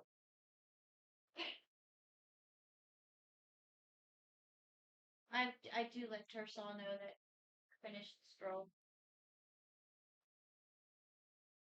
Well, all right. Got that in our pocket. We need it. At least we got that. Yeah. Gotta find something to read next before the sand feeling better? wipes everything out. Yeah, I'll be okay. I just don't accept drinks from strangers. Learned that one the hard way. Now Thanks, you know Evelyn. now you know what dragon brew smells like. I thought I'd tried it all, but apparently I'd missed a couple. I seriously don't know how she can drink it. I have an inkling of how and why, but we'll worry about that later. Well, she says she's not a dragon.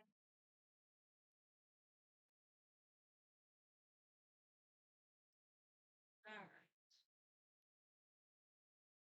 So it's safe to travel? You could still hear sand blowing, but it's more of a. Just a desert wind. You remember last when we got that really bad rainstorm?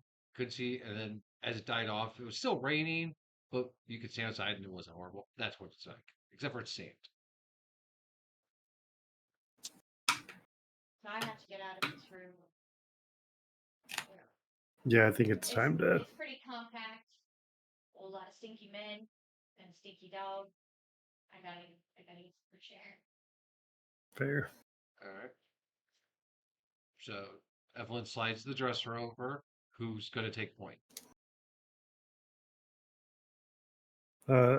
Me and Hannibal will lead the way. All right. So again, you guys are actually at the front of the village, so it's here. So we'll say you guys come out. There's Hannibal, got Tercel. Where do you guys want to be? Front or middle or back? Middle's fine. Okay. Then Evelyn will bring up the rear. She closes the door behind. All right, so you guys walk out. Now, again, there are three suns, and as where our world, the sun goes one direction. The other sun is going the opposite direction, and the other sun is going this way. So there's a sun going north to south, there's a sun going east to west, and one that goes west to east. At one point in the day, which happens to be about an hour from now, it looks as all three of those suns will be lined up at the very top of the sky. You don't want to be outside then. So as you guys step out, the sand has definitely risen in areas where it has been blown. You do see it's still moving its head, and one arm is trying to dig. One of the zombies is buried in a sand dune. Most of one side of its face has all been sandblasted away, like there's no flesh, but the bones are just glossy, like glass now, from just being buffeted by it.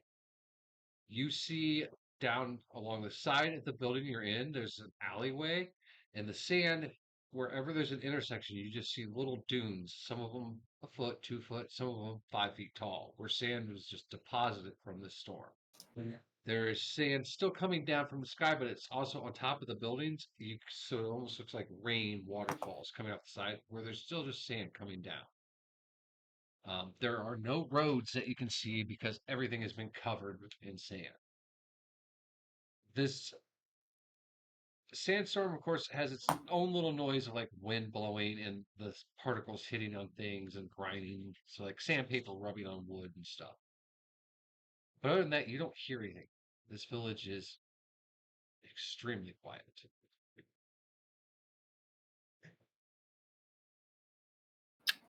All right. Evelyn, do you know anything about this village? Where do we go from here? Well, she says that's the fun part about the desert. Where our path once was may now not be. It's constantly shifting. This village was not always this way. There used to be children playing. There used to be grass growing around some of these houses, trees growing. But it's all gone now. She's like, who knows? In another 5, maybe 10 years, this whole village will be just buried under sand. It's like, but as far as I know, if the path straight, we have to make it all the way through this village. There should be a large house at the far end where we might find someone who knows how to get your boat back, and we'll definitely know more about the trickster and our little parasite friends. Well, let's go. Yep. Sounds like we have a destination. Right? So yeah, like I said, is when you come out of the house, and if you look to your right, the wall goes, and then there's the corner of the house. Then there's like an alleyish way. It's about 7 feet wide, and it goes down a little bit. And you can see that it's kind of keeps going down, but you can see there's houses and there's intersections along the way. There are definitely houses around there, and there seems to be some kind of large courtyard a couple blocks down where there's large walls, but you can't really see what's behind the walls. And that is the direction that uh, Evelyn points that you guys would need to head to. I'm assuming zombie that was buried in sand. We coup de grace him so that If you'd he like doesn't to, exist. I would like to. all right, go ahead and roll a d20 attack on him. 13. The attack would be +5 with the mace, so 18. Unfortunately, you miss. You stab the sand next to him. Okay. That damn alcohol. Yeah. So you're probably still affected by the alcohol. So yeah, you definitely would have missed. 'Cause, I said you're at -1. So. Nice. All right. Well, I guess let's head that way.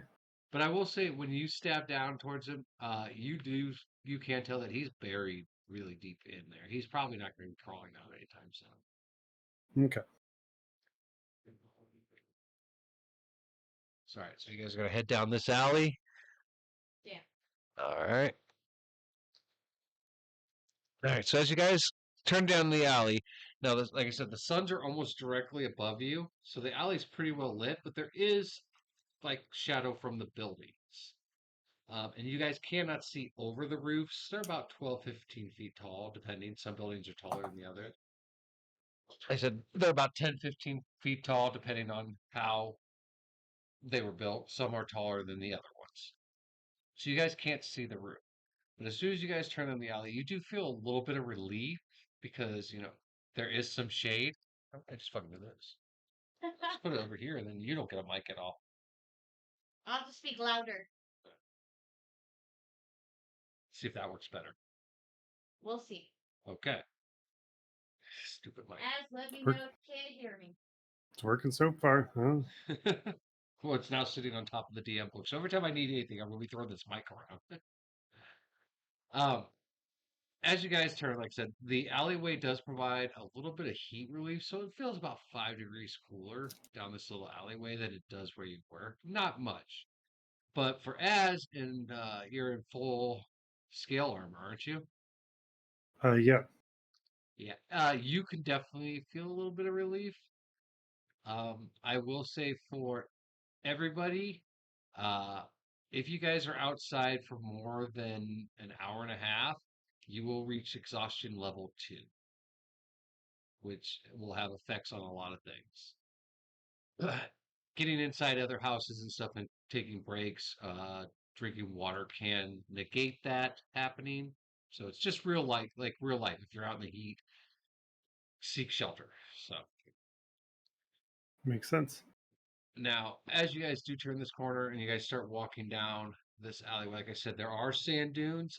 So everybody make a dexterity roll at advantage because you guys can clearly see where the sand is higher. Um, I have land stride, so I do not move with disadvantage. okay. Well, Doggo does. So go ahead and roll for Doggo.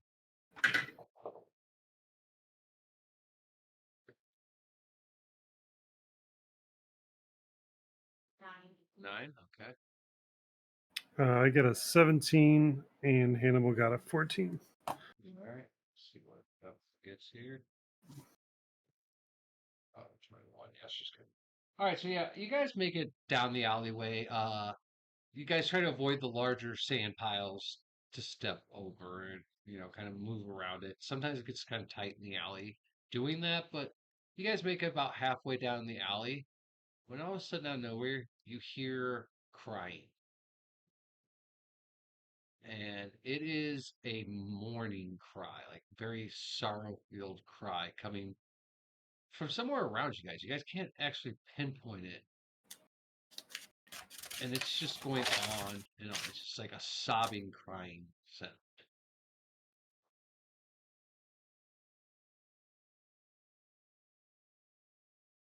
You guys hearing that, or is that like the wind? Like I what's want going to on? say it's the wind, Tersal. I want to say it's the wind. We don't have very good luck with mournful sounds and travel scenes.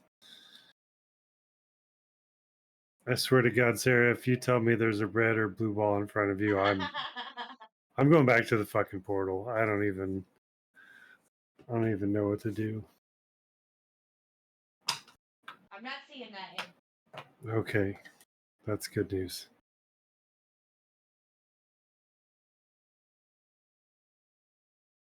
Um,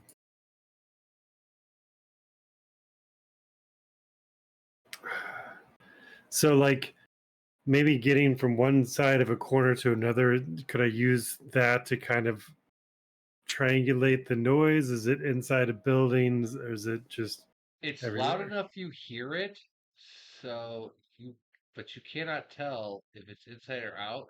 And due to the way that this alley is in the sandstone, it can be echoey, so you can't really pinpoint it. It kind of feels and sounds like it's coming from everywhere and anywhere at once. Things travel weird on the wind.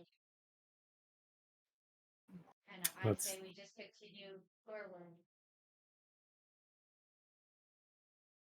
turn to Evelyn and Hannibal be like, guys, cool with just moving on? Hannibal's got his snuggies, like, whatever, boss. I'm following you. Evelyn, as you kind of turn to say that, you notice that she has unhooked her whip and is at the ready, but she just seems cautious.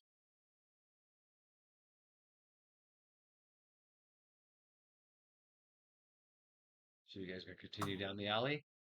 All right. So Uh, as you guys continue down this alley and you make it through the first like crossroad junction, you can look both sides and you see there are houses and little buildings. Some may even have been shops because there are battered signs, kind of just flapping on what remains of a chain. Um, you do see further down to the left side that there is five, six what were tables kind of topped over on the side. The wood's been bored into due to the wind, but it also looks like something happened there, so some of them are broken. They're in front of a shop that you can see that there's black scoring around the door. So if you roll a perception check, actually no, it'd be a let's say knowledge check on anyone who wants to think about that more. Is that wisdom or intelligence? It'd be wisdom.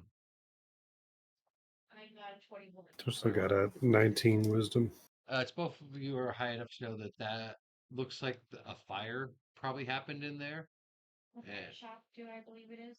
You can't tell from the distance. Like I said, you can just kind of see a building down the road, and there's tables that are piled in sand that some were broken, and you can kind of see the doorway. And around the outside of the front of the doorway, there are black scorch marks that are wrapped around, and you both can tell that it's caused by a fire. Something something caught on fire in that building. But I don't know what kind of shop it is. No, you'd have to go to, it's probably about 20, 30 feet from where you are. It's down the road because you guys are at this first intersection. So it's down here. So, yeah, it would be off. Come on, camera. There you go. It would be down this way because you're at the first intersection. And as you guys are getting closer, that wall is there at the other end of this intersection. This is that big courtyard. You guys see big walls. And as you walk into that intersection, there's also a very large mound of sand right in the middle of it because it's a four-way, so wind is blowing from all ways. So there's a huge, large mound. So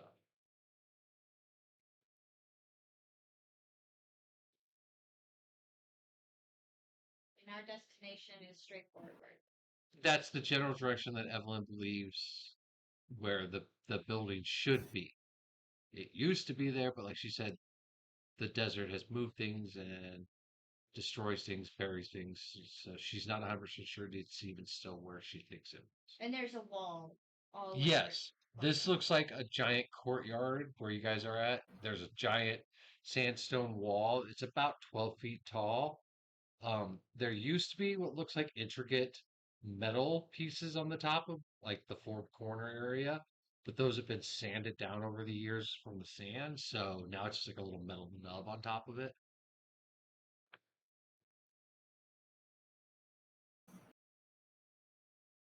We don't see an entryway, or is there like a gate we can see that's like halfway through? Where you guys are at, no, there is no entry.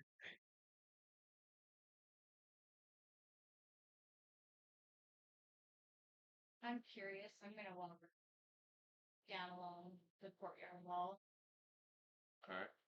see if I see an entrance. You can make it all the way down to here, and you'll be able to see the other end of the post there. There's no entrance on this side. This side is just a solid wall.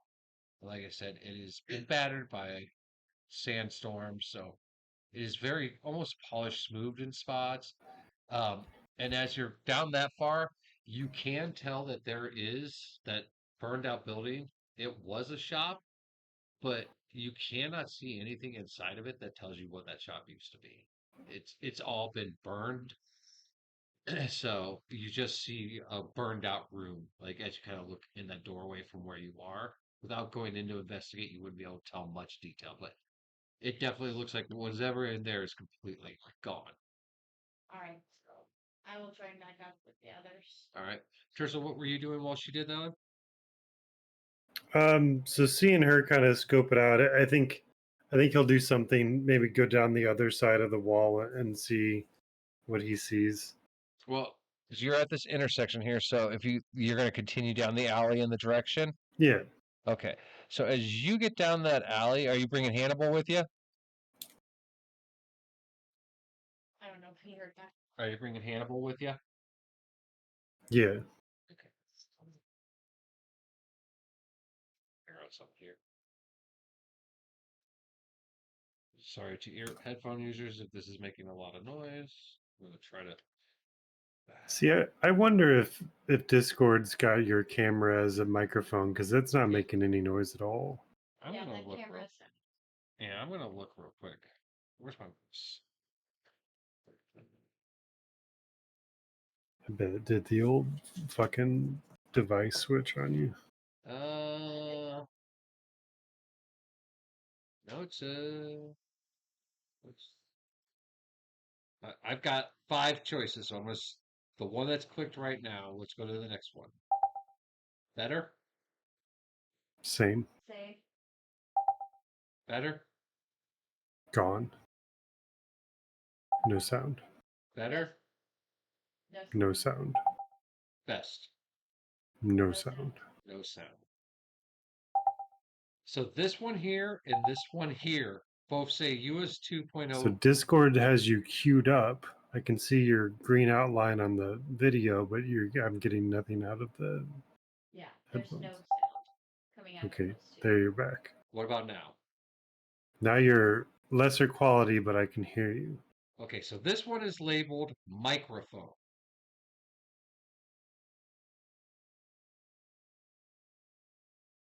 That wouldn't be your headset, would it? That's off. Yeah, I leave that off. Okay.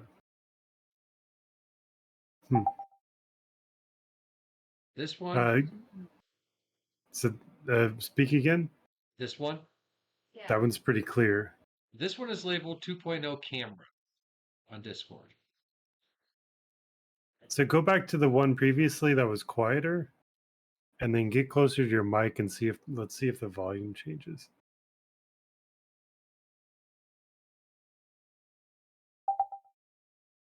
Okay, this one is labeled microphone. Keep talking. Okay, so this one says it's the 2.0 microphone. That's your microphone. As you're getting into your mouth, it's getting louder. Yeah. Okay, so I'm wondering, I'm trying to see because some microphones are directional. Yeah, So tell me, does this side sound better? that sounds way better. What about this side? And that Very sounds muffled as shit. So this is the live side. That's what I was trying. I was picking it up because I wanted to see if that's what it was. So we're Yeah. gonna put the live side that way. We'll just leave the fuzzy cover off of it because we don't need that. So can you hear me now? very Yeah, quiet. it's a little quiet if you wanted to turn volume up or something, but otherwise it sounds good. All right, let's see if we can mess with that. Technical difficulties. No, input's all the way full. Hmm. And my output's down at 129%, but Well, my headset volume was down, so it could just be me too. It's very quiet on mine too. well, give me a second. I'm gonna test something here. I'm gonna go into Windows settings real quick. Microphone. Access is on. Yeah. I hate the way things are set up nowadays in Windows. Okay, it says the microphone's at full volume for pickup. So Well, it is blocked. yeah, but I'm just saying is it should be able to pick me up with no Yeah. problem. It can pick Mm. you up, but it's just really quiet. It shouldn't be quiet, is my thing. As full as this is, a mouse could fart. You guys should hear it. If this mic is as good as it says it was supposed to be, yeah, it should. Because my mic that's in my studio can pick up my fan. Ooh, let me check that. Maybe OBS is being stupid. Do we have a noise gate?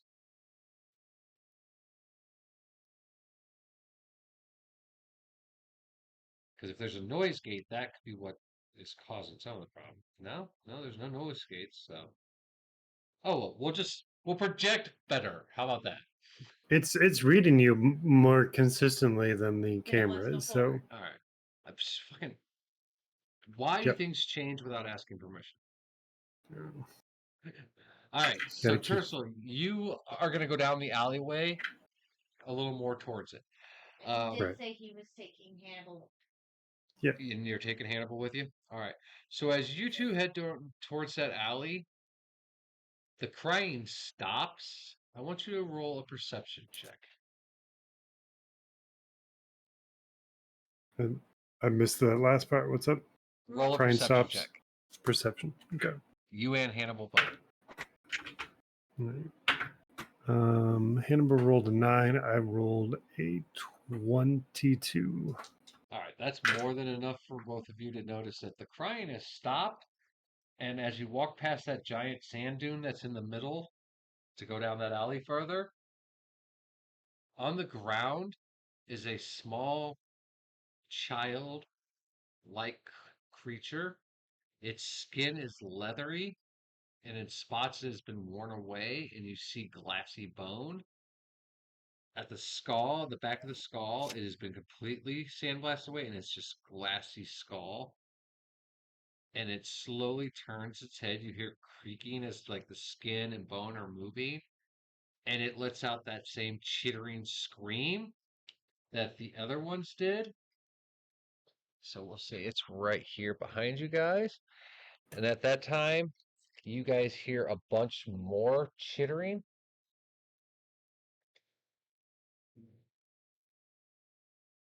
And at the end of the alleyway, you see about three of those sand zombies start come running down the alley towards you, Tercel. You see one come out of the burnt building. This one has been burned. All of its skin has been burnt, but then it's been sandblasted occasionally from occasionally stumbling outside.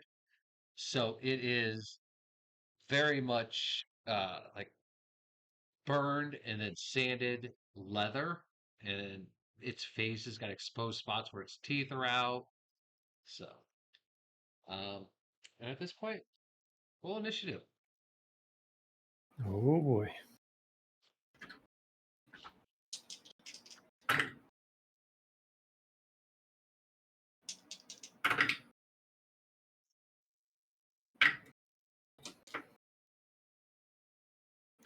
That's not good.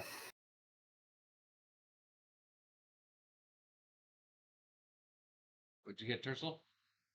Uh, 4. I rolled a 2. Hannibal got a 7.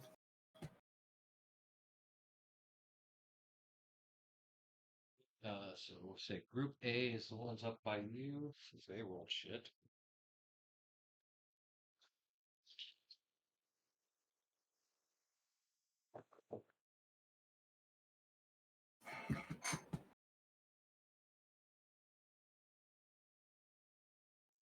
B rolled even worse.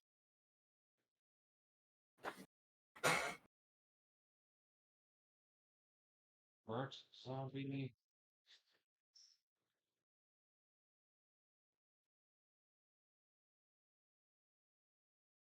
And Sarah? Sarah got 14. Negan got 5.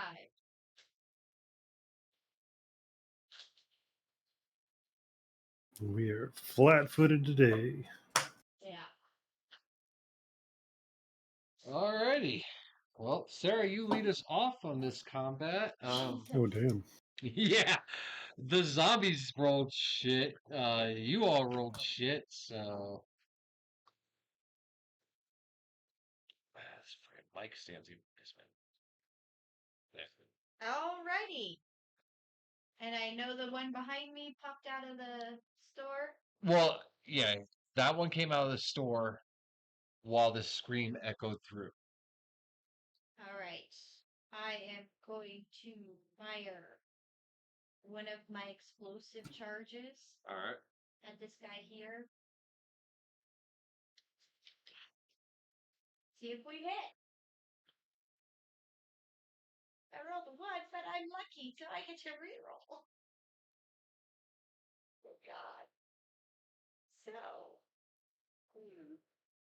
that is 14 to hit. Nope, does not hit. Damn it! What happens to my arrow? Let's see here. Or its explosive charge? I know, let's see here. We'll say it does that, which does that, which will do that. Okay. So, your arrow flies past and hits the wall right behind the zombie, detonating, causing 10 points of damage to the creature and cracking the wall.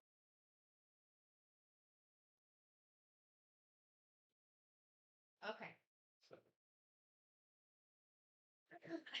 All right, up next. I'm going to. I'll stand around. Yeah.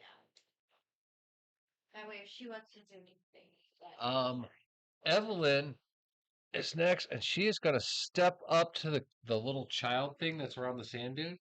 She's actually going to, like, not go all the way in front of the sand dune, but you see her just punch through the sand dune and grab it by its throat and pull. She's going to try to break its neck. So she hits. What that strength versus this. Yeah. So yeah, Tercel, you kind of hear it, and you would see it from where you are. She just walks up and punches through the sand dune and grabs this little child zombie thing and snaps its neck, instantly shutting it up and killing it. And remind me to tell you guys later how that happened so easily. So She's gonna be like, yeah, as she pulls her hand back, I mean, she's dragging this childlike zombie corpse through the sand dune, and you see her just pull it back and just throw it on the ground. does she see me? Oh yeah, she even kind of smile, Right. cheeky Little little queen. smile, cheeky Right. little smile, and wave at you. All right, so that's her turn. Hannibal's up next. Whose turn is next? Hannibal, Hannibal. Oh. and he is behind you in a narrow alleyway.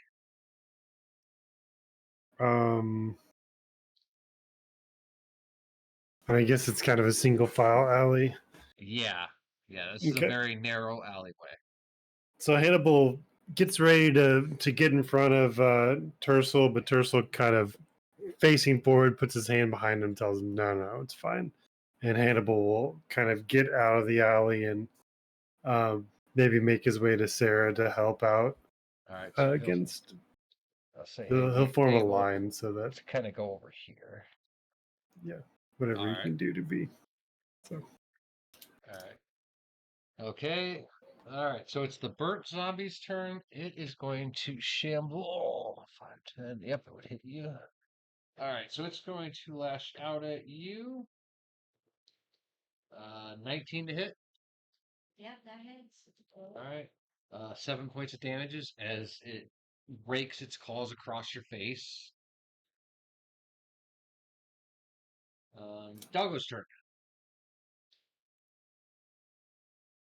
He is going to pounce on. I don't know. I don't have any of those things. That's something I'm gonna look up once Well, I we're done. do have to pee real quick, so if you want to go on the Do you have well, where do we get his stats from? the diamond?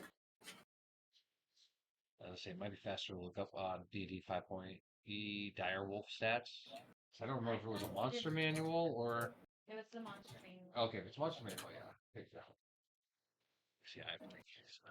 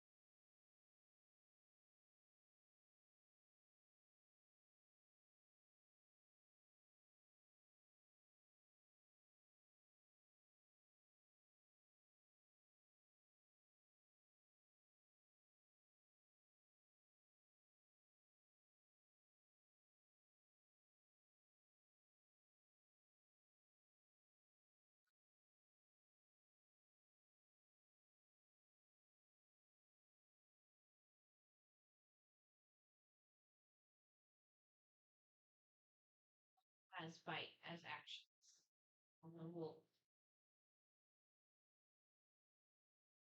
Like all wolves, the only melee attack they have is bite. All right, let's see here.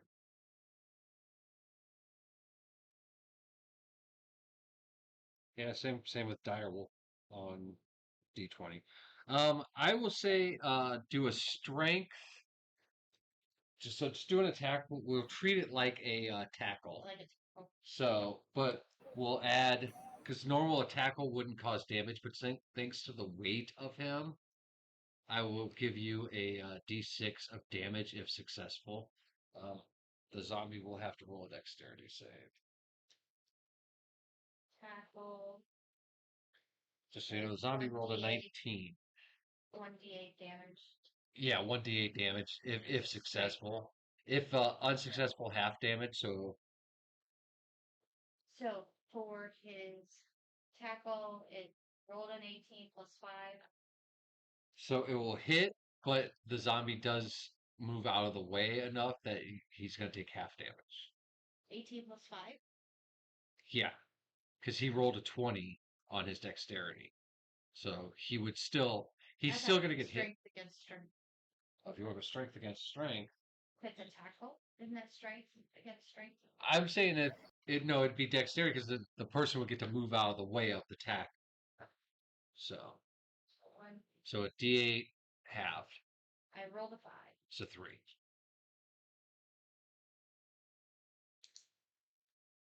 And then he's pro, right? And he is prone. So yeah, he is knocked down. And Doggo is on top of him. So.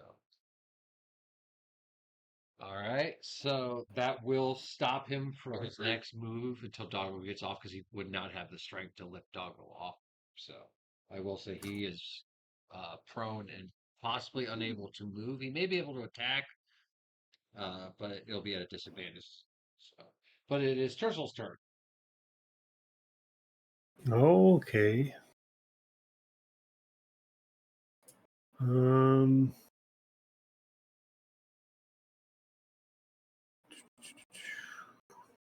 So I got 2 at the end of the alley. Is that right? you see three of them kind of like all at the intersection there. Okay.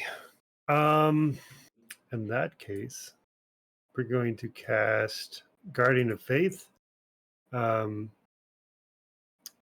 large spectral guardian appears and hovers the duration in occupied space of your choice. I'm going to put him at the entryway to that alley. Any creature hostile to me that moves into space within 10 feet on the first time must succeed on a dex saving throw or take damage. And half on a successful save. DC 16.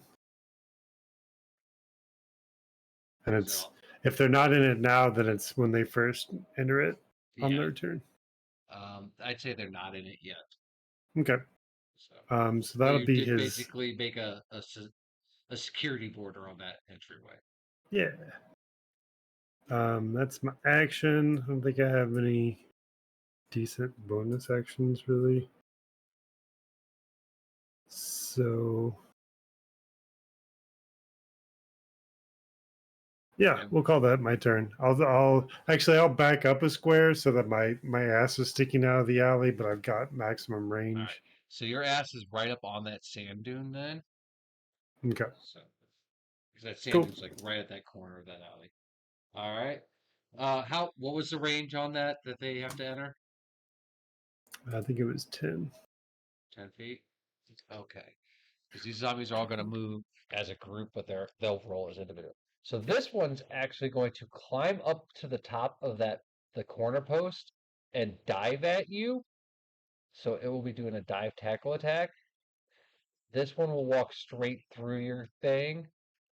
So you'll get to it.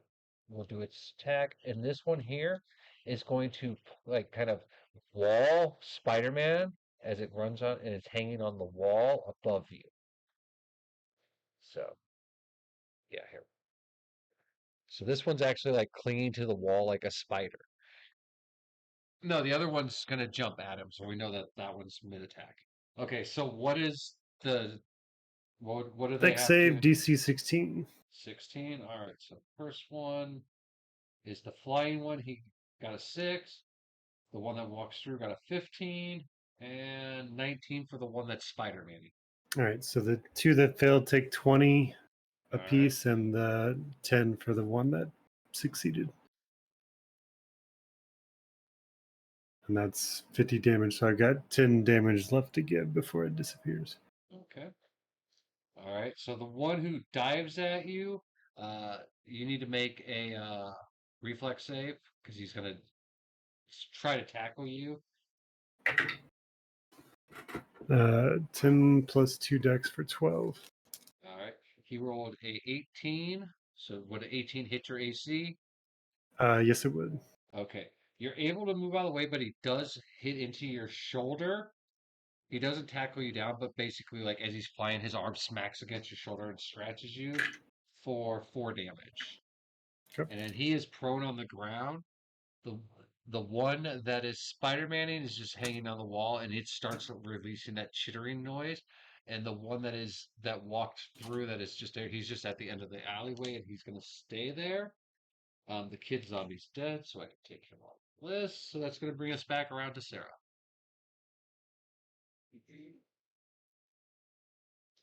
Uh, I will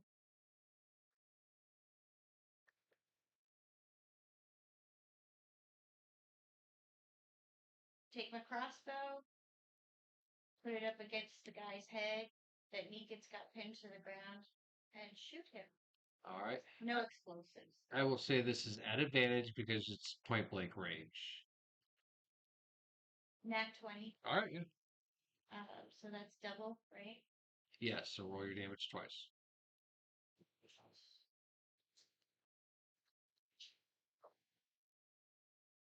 7 plus.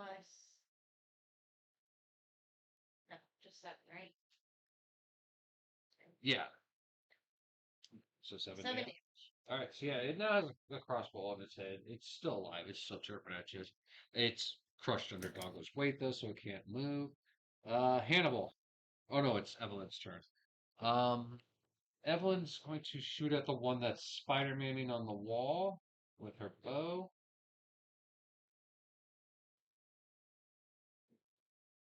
Yeah.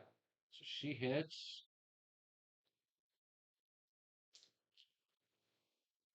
11, 19 damage.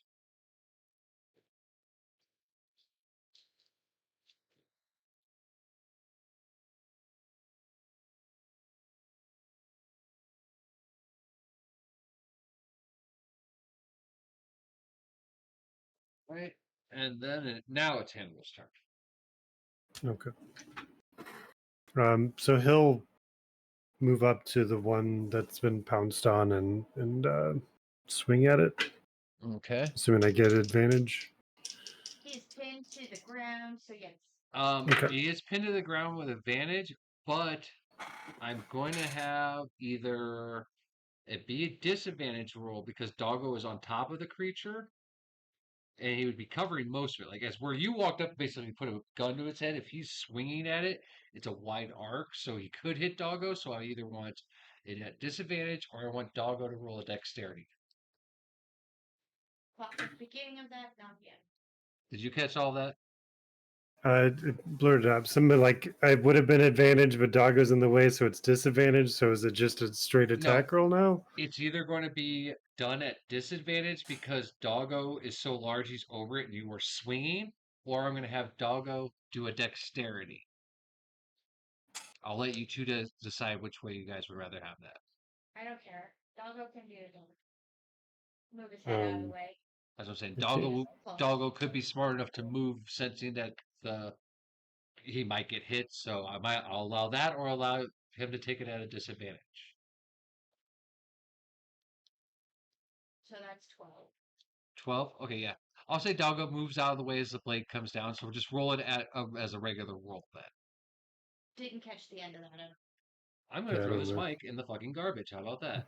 Does that help? Nice. Loud and clear. My $16 Walmart mic works better than this expensive ass mic. I don't know what to tell you. I'll throw this fucker in the garbage. That's what it is. I'm I gonna don't hold this think all it up. picked me up at all. What? It's not picking me up at all. Yeah. Talk. Hello? Might as well go back to the camera. Hello? It was doing better than Yeah. that thing. That's what I'm saying. It's not picking me up at all now. Yeah, can you even hear Sarah? Huh. Okay, I'm gonna switch this back. Joys of streaming. How about that? This was so much better. Like it. I can hear you. Can you hear Yeah, Sarah? I can hear both of you loud and clear. Okay, I'm just gonna unplug this fucker then. Yeah, Now let's see. Is it working? it's working perfectly. Okay. What a joke. Kitties. Yeah. Let's get a quick review from Zombie over this amazing microphone. Fuck your microphone. Like I said, I have a $20 microphone for my setup in my studio. It is a cheap ass Uni Walmart one. This is one that she actually ordered, and it sucks dick. We'll see if it works for my stream. Yeah. My stream. So it'll just be one person standing around. So. Yeah, right. With it being directional, that could be what's up. Just it needs to be right in front of your mouth hole. Yeah, well, I don't feel like doing this the whole fucking time. Well, and we It's couldn't 20 hear Sarah anyway, so yeah. All right, Silly. so Doggo moved out of the way. I'll have you roll your attack as a regular attack, no advantage or disadvantage. Okay. The foamy thing? Oh dang! Hannibal's pissed. He rolled a nat 20. All right. So roll your damage twice. Double threes for 6. 6. All right. Yeah. You crack its skull, but it's still alive, and where its eye sockets are, you do see Hannibal sees like this purple burning start to come out, like anger from where its eyes should be. One. I should have swung hard. Oh no, this isn't BA. This is Hannibal. I don't know. I don't know what his saying is. Did Doggo move all the way off of him? No. Okay, so Doggo's still holding him down. He is going to take its claw and go for Doggo's throat. So And it rolled a nat 20. you bet. Uh-oh. So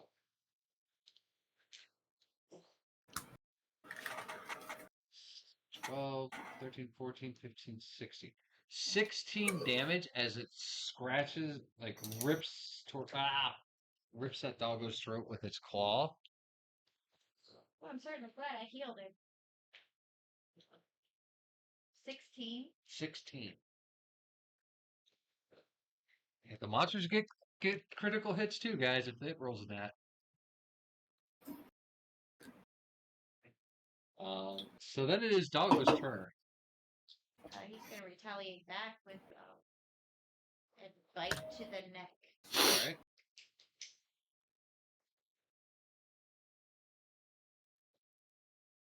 15. Does not hit.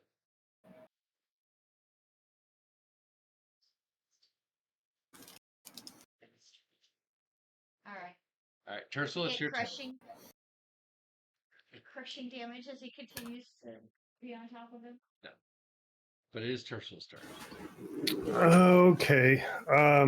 So Spider-Man zombies, is he still prone in front of me?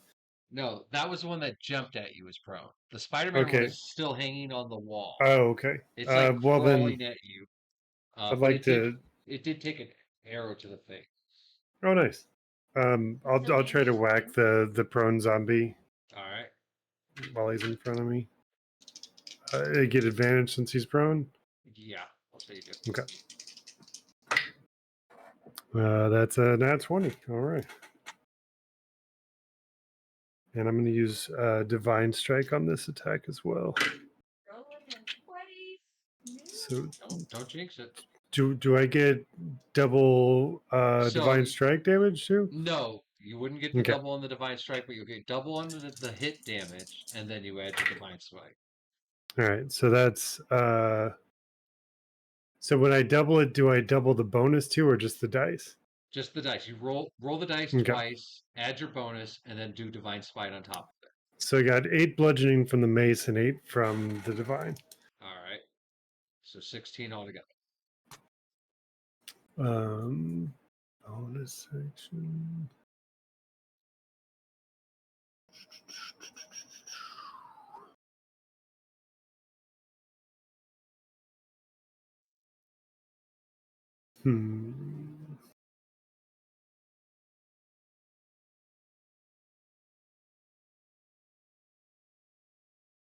How's prone zombie looking at the moment?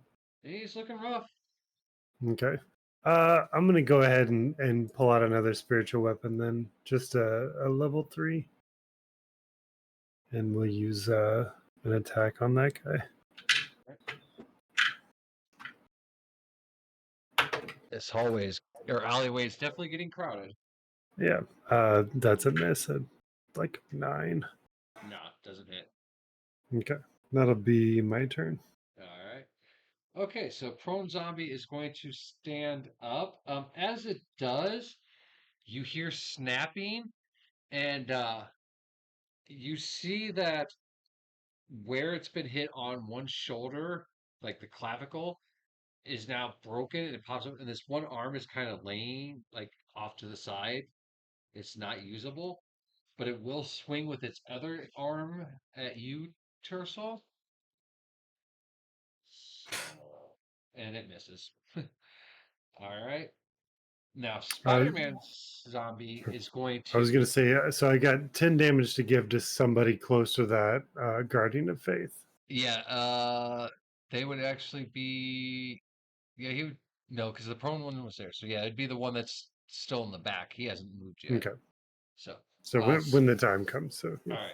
Spider-Man zombie, though, he is going to reach down and pull the arm off of the other zombie and throw it at you. That's resourceful. I was hoping you would do more damage because it's gonna have him pull the spine and skull off of him and beat you with it like a mace. I tried. I know. 19 to hit. That hits. All right. So yeah, you watch as the zombie reaches down from the wall, rips the arm off, and throws it at you like a fucking knife. Uh, we'll say that that's a D6, so 4 damage. As you Four kind of get damage. bitch smacked. And for funsies, we'll say that as it flies, it kind of like does this and hits you I right was in gonna the say you face. get like a flying bitch slap, like whack. We could do bitch slap, but I figured the fuck you, and it That's good hits you like too. right in the middle of your forehead. Like what the fuck? All right, and then so yeah, the one zombie who's still walking, he's the one that's closest to your other thing. Uh, So DC 16. DC 16. Yep, she fails. Okay, so there's 10 damage to it, and the guardian is dissipated. All right, and yeah, this zombie here is now really messed up. Many of its bones are cracking through its skin. It is going to reach down on the ground and pick up a bunch of sand and blow it down the alleyway. And it succeeds at that. So anyone that is in the alleyway, including the other zombies, are all now blinded for where's my D4? They can't make any kind of saves. No, it's because it's such a narrow hallway. Basically, he made a small sandstorm. Uh, everyone is blinded for 2 rounds if you are in that alleyway, which includes the other zombies. So 2 zombies, Tercel, your one spirit guardian, it wouldn't affect it. And Evelyn's just out of range. So, but yeah, so you're all blinded by a small sandstorm, basically, if you're in that alley. That's the end of his move. Kid Zombie's still dead, so it's Sarah's turn. It's my turn. Yep.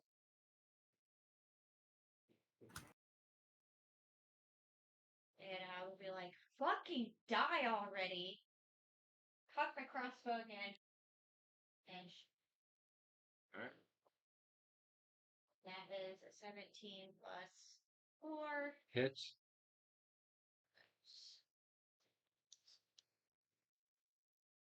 3. 3. Yeah, you shoot another bolt in its head, but it's still alive. God damn it. If you were doing more damage, it would be better, but you're doing such a small amount of damage. This bow apparently doesn't do that much damage. Alright, it's Evelyn's turn. She is going to try to whip the Spider-Man zombie. She hits, so let's see if she can pull it off the wall onto the ground. And she does, and does 4 damage to it. So yeah, Teresa, you even though you're kind of blinded by the sand, you just see this whip shoot past your shoulder, wrap around the throat of the zombie on the wall, and it just comes slamming it down onto the ground.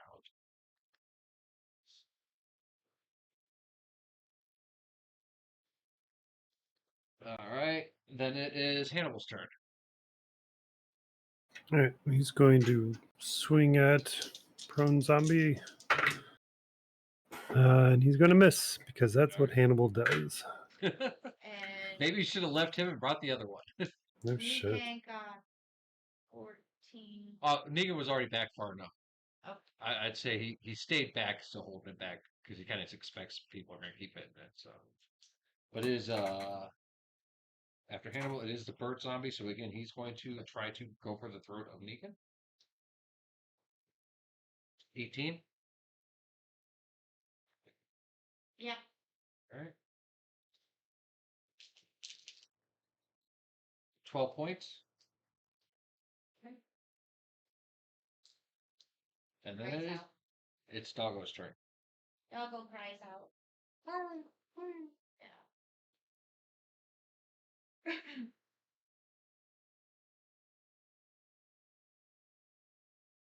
He's gonna bite it. Alright. At the throat. Okay. So that's a 16 plus 5. Hits.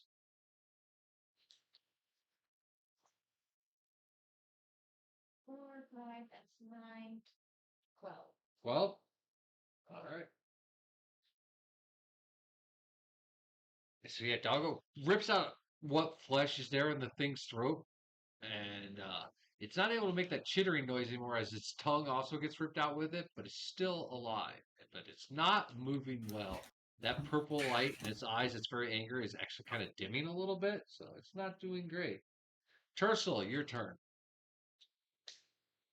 Okay.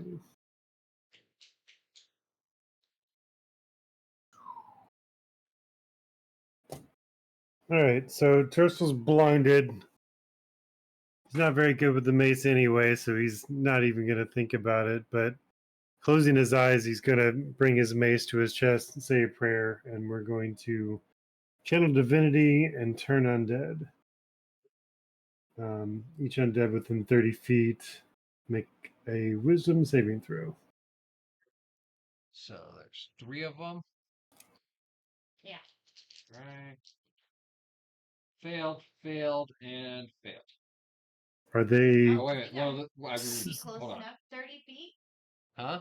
30 feet Yeah. range?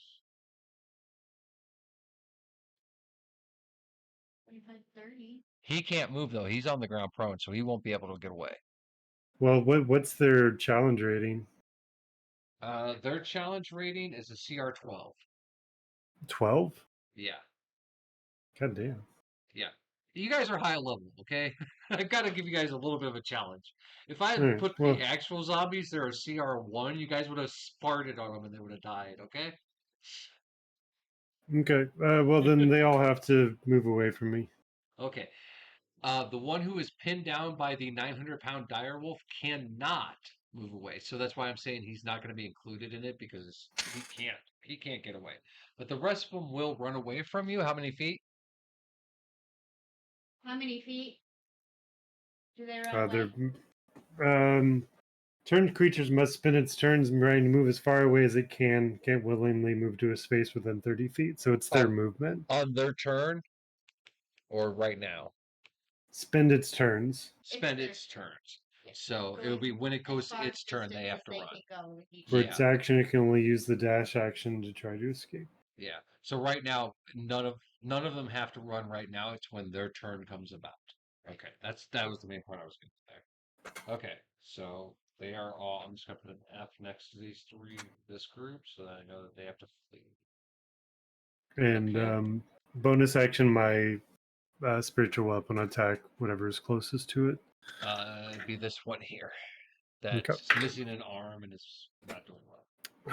And he missed. All right. Okay. Well, it's the zombie's turn. 30 feet for each of them is their movement, so he will make it to there. Spider-Man zombie is on the ground, so he'll only be able to do 15. So he'll get about there. And this one, Can I get opportunity attack on that one? yeah, I'll say you had an attack of opportunity on that one. Okay. Since I'm a warcaster, I think I can use a spell instead. If I recall correctly, where did that go? I can always lose things when I need them. You can use your action to make an opportunity attack, cast a spell that is a cast in time 1 action. We're going to use a spiritual, sacred flame. All So right. it's got a DC 16 deck save. Right. I forgot about that. I shouldn't have done that. So, yep. 22 altogether for its deck Yeah. save. As I said that out loud, I was like, "These guys have a high dex, you idiot." Yeah. All right. Fast, well, they are a fast-moving creature. Fantastic. Well, proceed.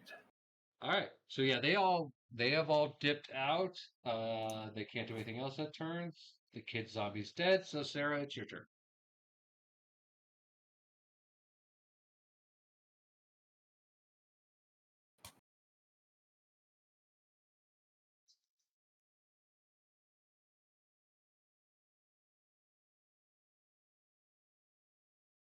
I'm just gonna try and sickle his head off. All right.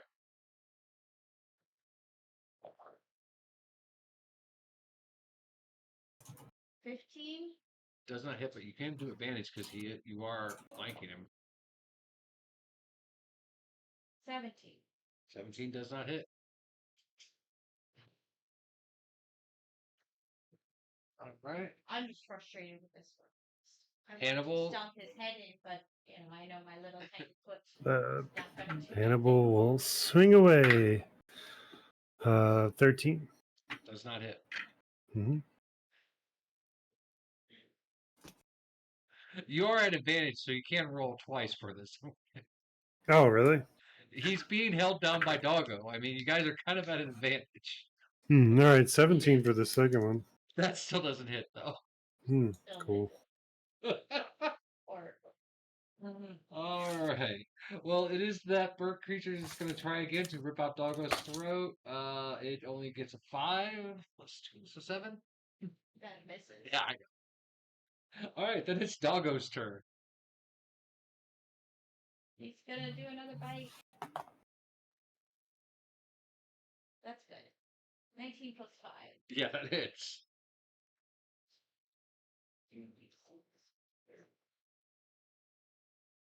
9, 12. 12. Finally, Doggo rips the thing's head off and crushes it in its mouth.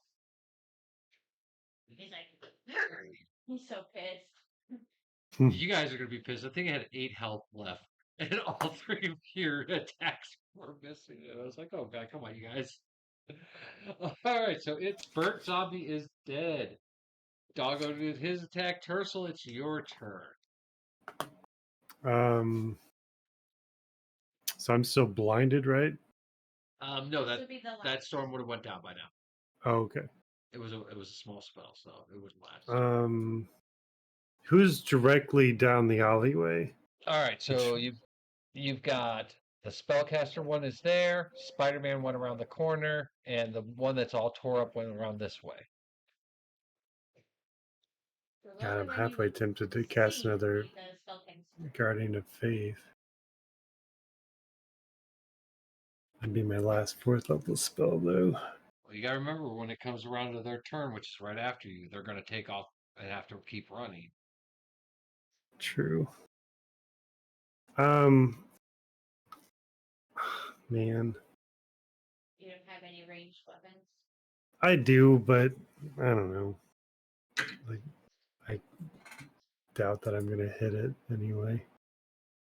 Oh yeah, Negan's taken a shit ton of damage, hasn't he? Oh yeah. Oh yeah. Okay. So Tercel's gonna step back from the alley, and if I can get close enough to lay a hand on Negan, that would be cool. Otherwise, I can healing word him. What's your movement? 30. Yep, that puts you right there. Okay. So we're gonna cure wounds it. All right. Jesus, I'm out of spell slots. I will just do 3rd level. Whatever this ends up healing him is cool with me. It's 3d8 plus 9. So there's 8 plus 5, 13 plus 9 for 22 damage or healing. 22 damage. Wrong hand, wrong hand. Damn. I always get those mixed up. Doc, we've lost a patient. 22 healing. We accidentally put a baked potato in place of his heart. Is that full health? He's at full health? Yeah. All right. So Doggo gets healed. Yay. I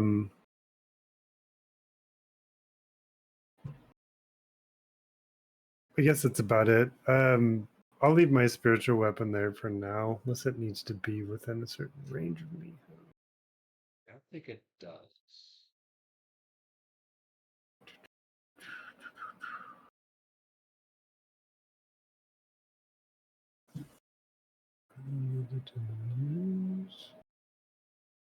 I didn't really say it, but I'll move him like a little closer to me. I can move him 20 feet, so like maybe around the corner. Yeah, You can go right about there. cool. And that's my turn. All right. Yeah, these guys are going to keep running, so they're off. So I'd say combat has left because they are definitely way far away from you now. So. And then I would bring it up to Sarah. But combat's over, so you got to back to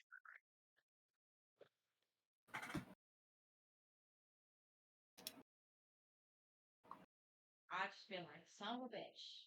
How is everybody? And I will acknowledge that Tercel killed Negan. Negan, of course, is loving you as he does. Oh yeah, Lots well. of kisses. We take care of our NBCs around here. So All right. So as the battle kind of quiets down. Everything quiets down as you don't hear that crying anymore. I want y'all to roll a perception check. Want us to what? Sorry. Perception check. Perception. And It's a nat 20 on the perception. Nice. I have 14. All right.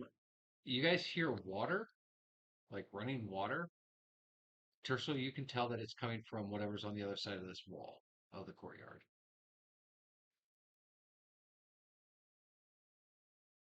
You guys hear that? It sounds like fucking water. I don't know how mirages work, but that sounds delightful right now. Did we find a way into this place? Not yet. And since I don't think it's down that alleyway that you guys were fighting down, I suggest we'll go Are- this way. Are there Yeah, any you kn- dunes piled up high enough we could crawl on top of or anything like that? No, none of them are tall enough to see over the wall. Okay. I mean, if Doggo put his hands on the wall, stood up with his paws on it, could I climb up him and look? You could try, but I'm going to have you roll an athletics roll for this. That's fine. All right. Not 20. All right. Yeah. So In athletics? using Doggo as a ladder and putting all of your weight onto his fur as you pull yourself up slowly because you're so small and tiny, you eventually get to his head and stand on his poor head and look over the. I'm standing on his shoulders. I ain't standing on his head. You look over directly across the wall where you guys are. You do see that there is golden gate, like a golden gate door type thing that would let you into this courtyard. This courtyard has not been affected by the sand ever. It is green grass. There is a bubbling spring water in the middle of it. You actually see a squirrel run by inside of it. It seems so out of place for the desert, but inside this courtyard, it is 100% peaceful. And like I said, the gate is on the other side. I'm gonna be like, God, you're never gonna believe you have to get up here and see this. Man, anytime somebody tells me that I can't believe it, I'm pretty much inclined to not believe it. Unless it's butter. And even then, got Austrian supermodels trying to sell butter. I still get a little doubted. I don't know.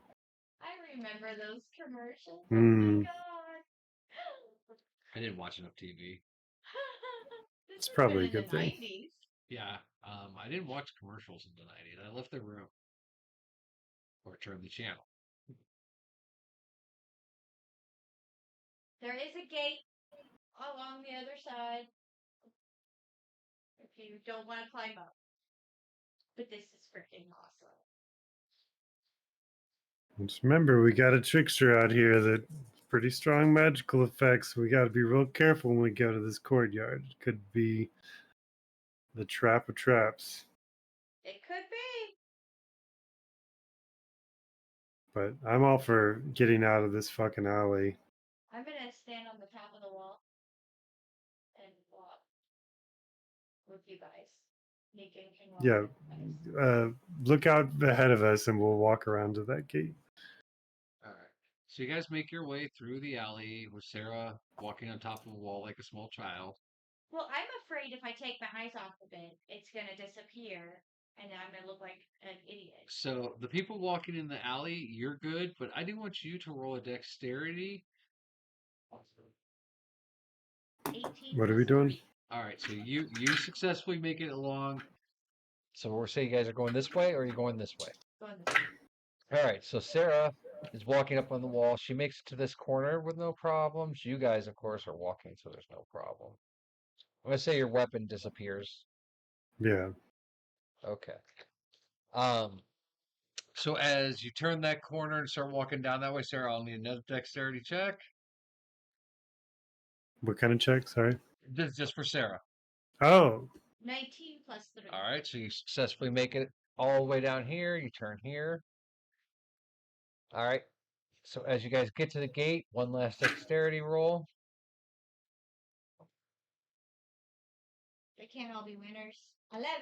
11. Yeah, so as you turn this side, you whoop, and fall into the courtyard. Of course. You land on what feels like solid dirt, and yeah, it's cool. Like the temperature is only about 65, 70 degrees inside of here. They're like, oh. Sarah, are you okay? What happened? I walked through the gates. All right. It's amazing. All right. So in front of Tercel, Evelyn, Hannibal, and Doggo is a sealed gate. On your side, it's also sealed. You don't see any clasps on your side. You don't see any locking mechanisms. So I try to open it anyways. doesn't budge. Like it doesn't even rattle. It's just a solid gate. Well, I suggest you climb over the wall, guys. Climbing. Great. Yep. That'd be an athletics. But first, Tercel, I want you to roll an investigation. I missed the second half of that. Roll an investigation. Investigation. Come here. 3 + 4 for 7. That's enough for you to notice that on this gate, there are 5 symbols, and one of them is a symbol of your god. Roll a religion check.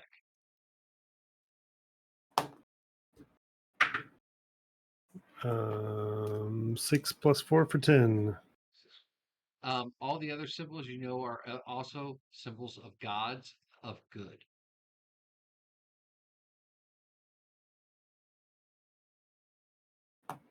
So with kind of shocked reverence, I'm gonna take my hand and touch the symbol and be like, are these fucking real? Like, As how soon is as this you here? touch the symbol of your god, the door opens. The gate just Nice. opens up. And you guys walk in, and as you guys walk in, the gate closes on its own. You guys are in a courtyard that, yeah, it seems like a desert has never touched this area. The inside, you guys can see that the walls of this courtyard used to be marble. There is perfect smooth grass. In the center, there is a bubbling water area where like water's coming up from the ground, just bubbling naturally. And yeah, there are squirrel, a rabbit. There are even trees in this courtyard. They're pretty small. They haven't grown very tall. The temperature is about 65 to 72 degrees Fahrenheit, around that range. I'm going to take a minute and do commune with nature. Okay. What are you communing with it? Just find out if it's real. Yeah, it's real. It's not a mirage. It's not an illusion.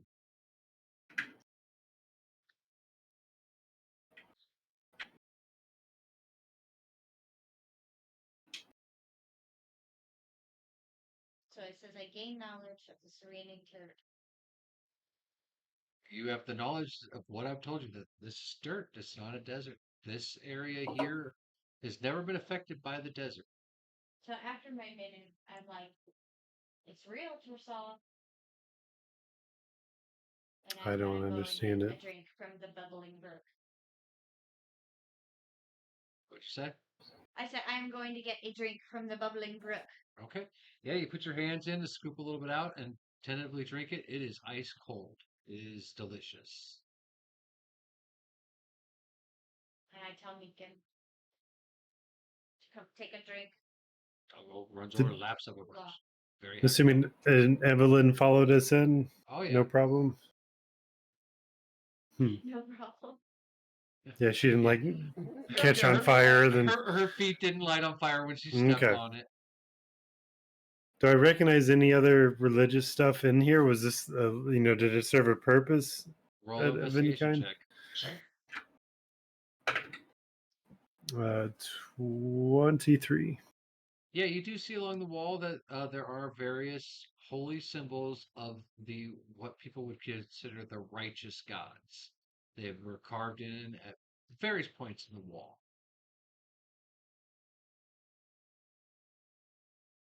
I find it to be such a silly thing to find in hell.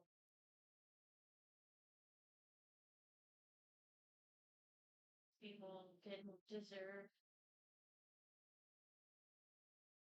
like as bad as the rest.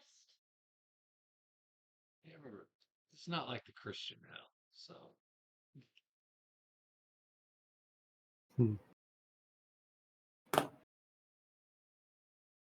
Yeah, Tursel's look around and be like, I don't know. Maybe the gods grace this section of land. And I think I'm going to take a moment and do a little meditating and see if I can reflect on why we've been gifted this respite. And he'll just sit down in the middle of it, Indian Right. style, and roll an insight check while you're in prayer to see if the gods answer you. nope. 3. Jesus Christ. 3 plus 8 for 11. You don't get any insight to why this place exists, but you do get filled with a calming, peaceful sensation. It's very relaxing. And am I going to realize that about this time of the day, this is when like all three suns are going to be combining together to make like the ultimate heat dome? No, they've actually already did that during while you guys were fighting. Oh, right. Yeah. But this would be like 3 o'clock our time then. There, you wouldn't know how to compare. No, I'm like. No, you wouldn't know how to. Temperature-wise. You wouldn't know how to compare this due to the way that these suns move and the fact that this is a different plane of existence. Time is not measurable and comparable to what you know. For all you know, this could be nighttime at this point. Just trying to figure out temperature-wise. Again, in this area, it's you Just literally constant. when you were no outside change. the wall, it was hot as dicks. You walked inside, it was like going into Walmart after being outside in the heat and humidity. You're like, oh fuck yeah. You know, it's just comfortable and cool. Well, I I think know I could use a rest. right. I think this is as good as place as any.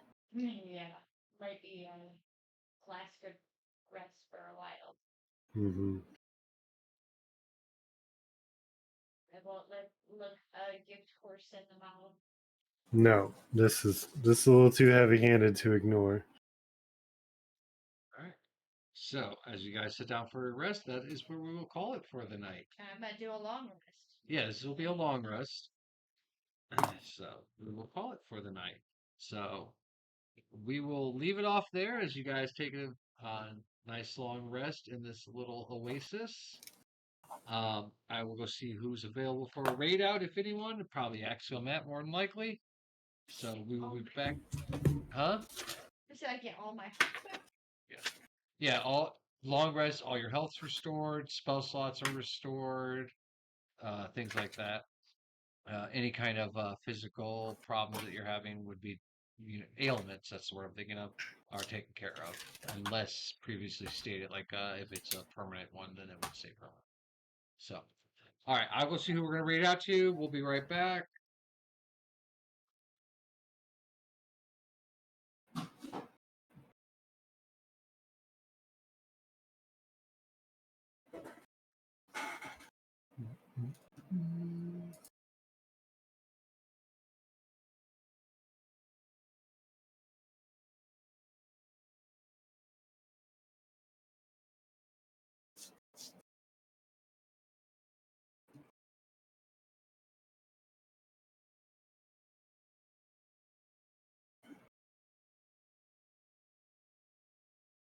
Yes, we're gonna read out to Axiomat, who has been playing the new Donkey Kong game. So we will click that button.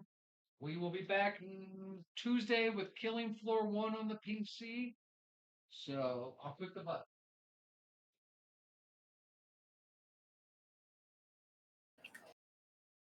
Everybody have a great day. Yeah, have a good weekend. No. I'll be right